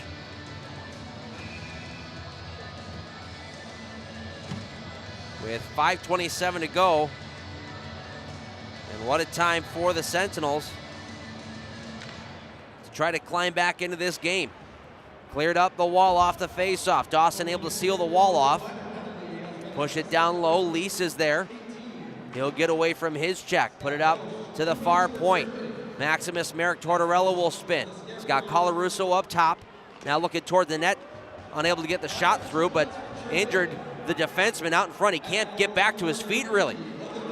Now Esposito for Colarusso. Back to Esposito, holding on to it, firing one off the toe of Bernard. Goes out to the blue line. Colarusso keeping it in. Might want to keep it on that one side. Blaisdell, he's playing on 1 foot at the moment. Tried to use him. Here's a pass, intercepted, a breakaway now for the Scarecrows from the blue line in. The shot, big save there by Olsen. And another great back check by Maximus Merrick Tortorella as Clark had that breakaway. Cleared out again by the Scarecrows. Clark back after it in behind the net. Is happy to just pin this along the wall. Colarusso bumping into him. Takes that puck away, and now Buchholz through the neutral zone. Finds Zinchenko, banging off of his stick, taken away by Gagnon, and he'll clear. 40 seconds to go in the power play. The Hawes Insurance power play for the Sentinels. Cunningham back the other way. Gets the return pass, Cunningham in, shooting one, the save was made, rebound, got knocked down with a high stick. There might be a high sticking penalty on the play as Buchholz might have taken one right in the mouth. Let's see what the call is here.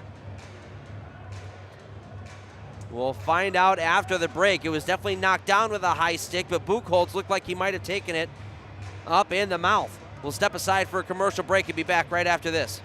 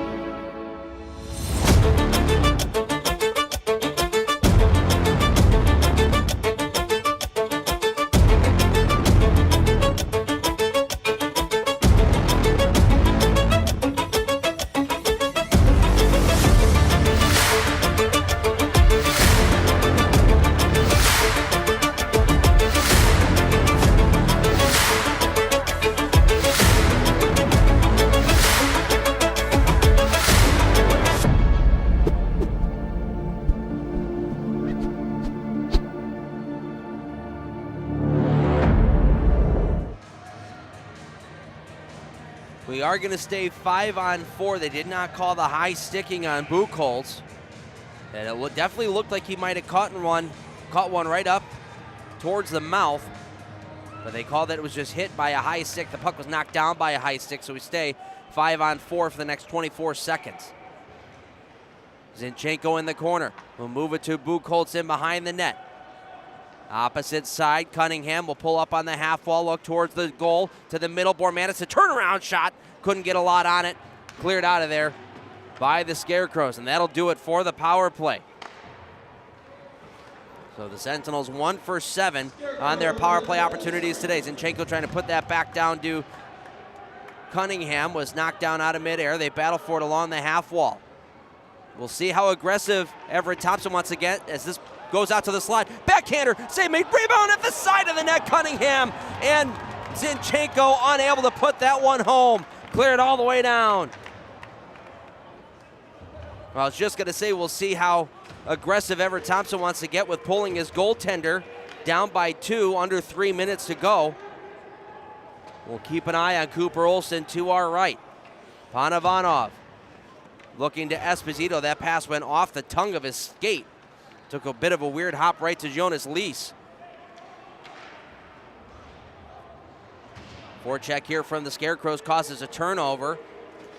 And they'll dump it right back in, trying to waste a little more time. Panavana back in his own end. Moving it up the wall, comes right back to him. This time he'll go off the boards and out to the neutral zone. Turnover in the center ice area, right over that logo, but Dawson unable to corral it. Dawson finally out of the box after his fighting major. Willett taken down in behind the net. We play on. Now Willett looking to Panavonov. Near side, cross ice pass for Anderson. Bouncing right to the slot. Anderson to the backhand. Big save twice. Oh, Sammy Bernard down on the ground. Anderson unable to get the elevation on it on the backhand. Bernard with 2 huge stops in tight. Keeps it 3-1.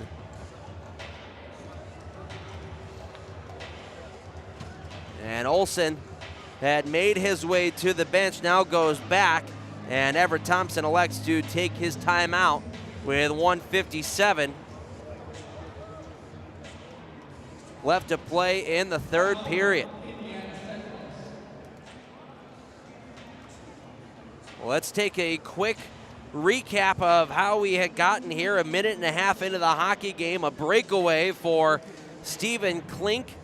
A perfect outlet pass from Scott Koash from his own end. Found Klink alone at the Sentinel blue line.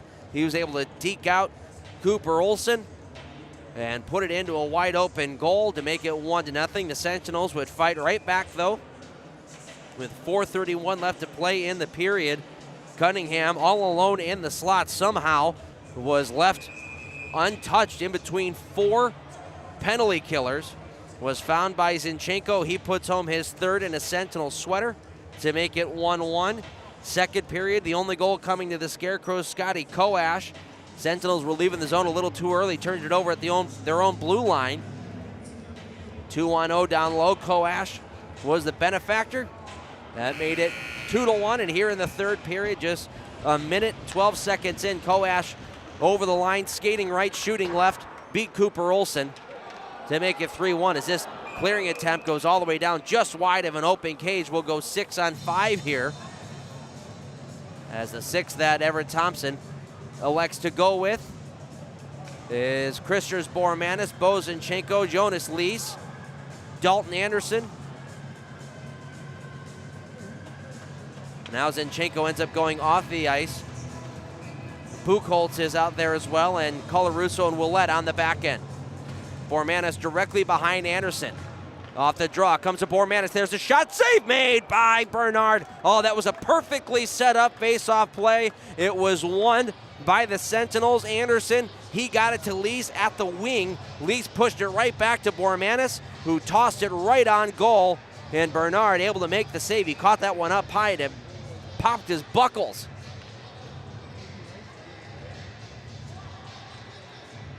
Bernard gets that helmet on straight, and we go right back to the faceoff. Same setup here for the Sentinels.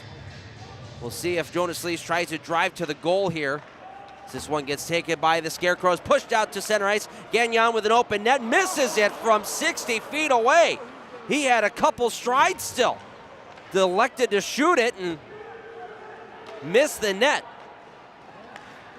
Don't see that every day. This one gets redirected in by Topeka. Colarusso back to grab it from in behind his own net.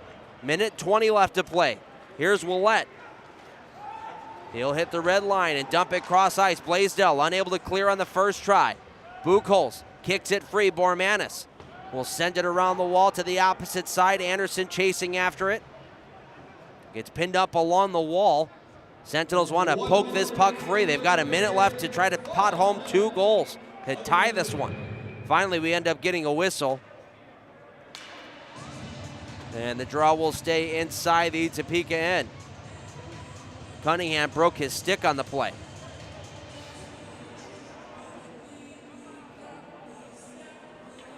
New line coming out here. It's Zinchenko with Tortorella and Dawson. Cunningham out there staying. Panavonov and Ross on the back end. And Topeka looks like they are going to take their timeout. So head coach Robbie Nichols trying to get his team a little bit of an extra breather.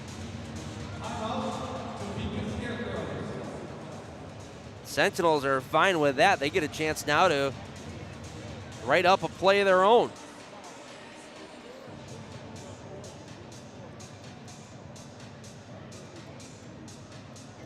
Well, if I'm Topeka, I am hoping that missed empty net from Jacob Gagnon, I mean, he had time to take maybe 2 or 3 more strides and get an empty net opportunity. He elected to shoot that puck from 60 feet away and missed it wide left.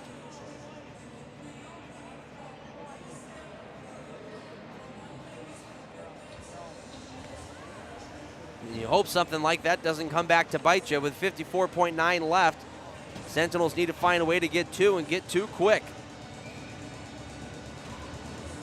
Takes it back to, there's a play from Patrick Steffen. If you look it up on YouTube, he was on the Stars at the time, missed an empty net.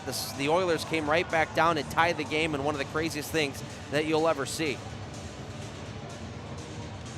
Off the draw, Esposito wins this. Buchholz at the point, or to the point for Zinchenko. The one-timer was blocked and went wide. The pass from Bormanis to the blue line, missing Cunningham. 6 forwards on the ice right now for the Sentinels. Cunningham, Zinchenko, Buchholz, Esposito, Lease, and Bormanis. Cunningham unable to get that puck in deep on the first try. Coas for the hat trick. He'll nail it.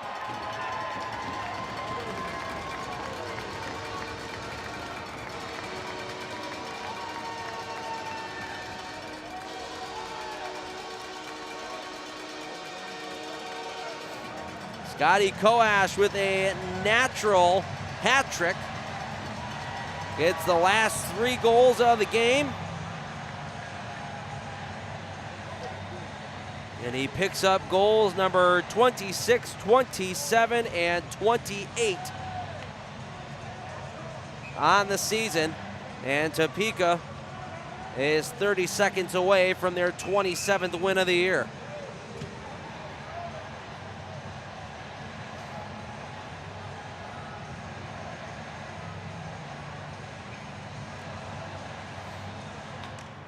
Off the draw, Anderson, look out.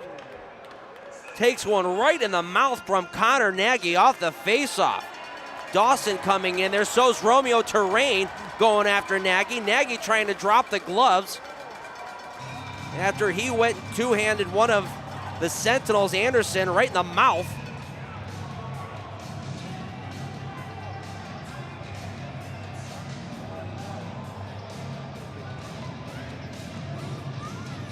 Saw just before that face-off, Paul Jean coming over and telling the guys that were out there, hey, we want to finish this one clean and have you safe and ready to go for tomorrow night.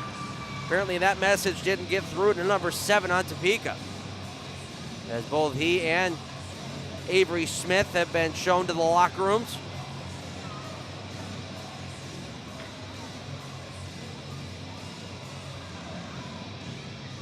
I believe the Sentinels will finish this game on the power play.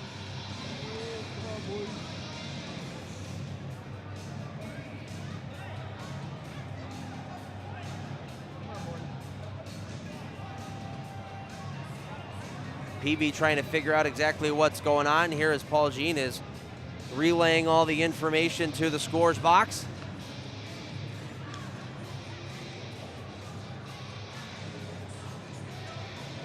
But it is 4-1 in favor of the Scarecrows, as Avery Smith is going to be the only one to get a penalty on the board at least. So it is going to be a power play for the Sentinels, which will bring the draw back into the Scarecrows zone.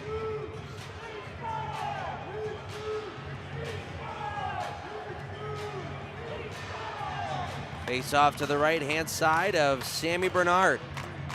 Buchholz on the draw.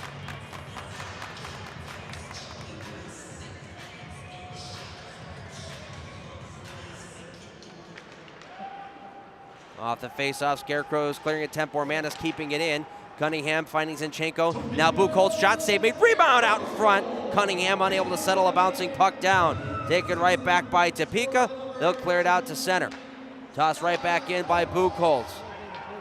Maybe one last stop there for Sammy Bernard. Out to the blue line it goes. Cunningham. Pass out through the slot and out the other side. Willett will keep it in, and that will do it. So game one of the weekend going to the Topeka Scarecrows by a score of 4-1. The Sentinels out shooting the Scarecrows in the hockey game, a total of 34-17, as the first and the third period were heavily in favor of Indiana. They were just unable to crack the code of Sammy Bernard, minus Corey Cunningham's power play tally in the first period, as both teams go to center ice and salute this crowd out in Thief River Falls.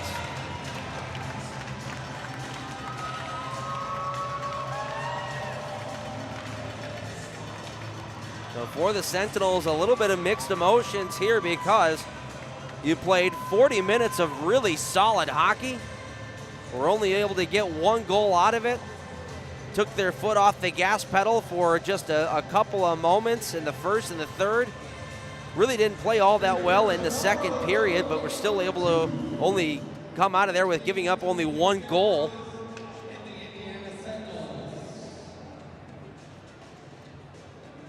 But a good effort here from Indiana, but they end up on the losing side of it by the score of 4-1.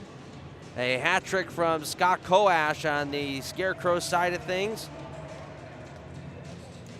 helps push the Scarecrows to their 27th win of the season. They are now 27-19, 3-1. They've got 79 points on the year, which puts them now 12 points, or pardon me. Yeah, which now puts them at 12 points ahead of the Danbury Hat Tricks for fourth place. So another step closer to clinching a playoff spot for the Scarecrows. Meanwhile, the Sentinels will fall to 12, 33-4, and their losing streak will move on to 4 straight games.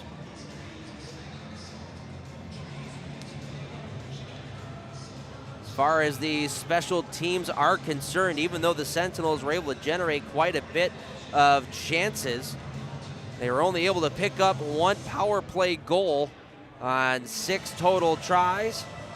Meanwhile, Topeka 0 goals on 3 tries. In that third period, Indiana out shooting Topeka 14-6 overall, with that final total now being put as 35-20 through the full 60 minutes.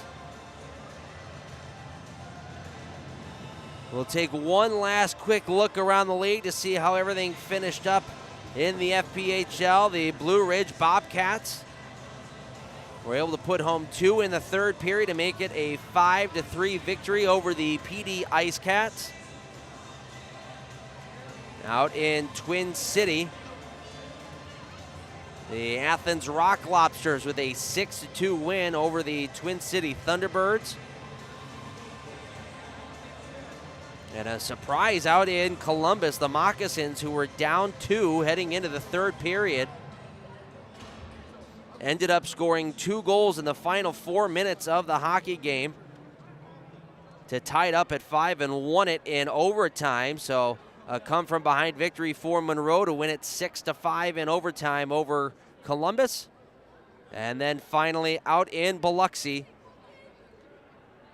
the Breakers leading 7-3 over halfway through the third period. So on their way to breaking their 6-game losing streak. Don't forget to tune into the game tomorrow. Same time, same place, right back here. We'll have a full half-hour pregame show ready for you. And like we said, lots of special guests getting ready to come on the show for tomorrow's game. Don't miss a moment of it. The pregame starting at 7:30 p.m. Eastern Time.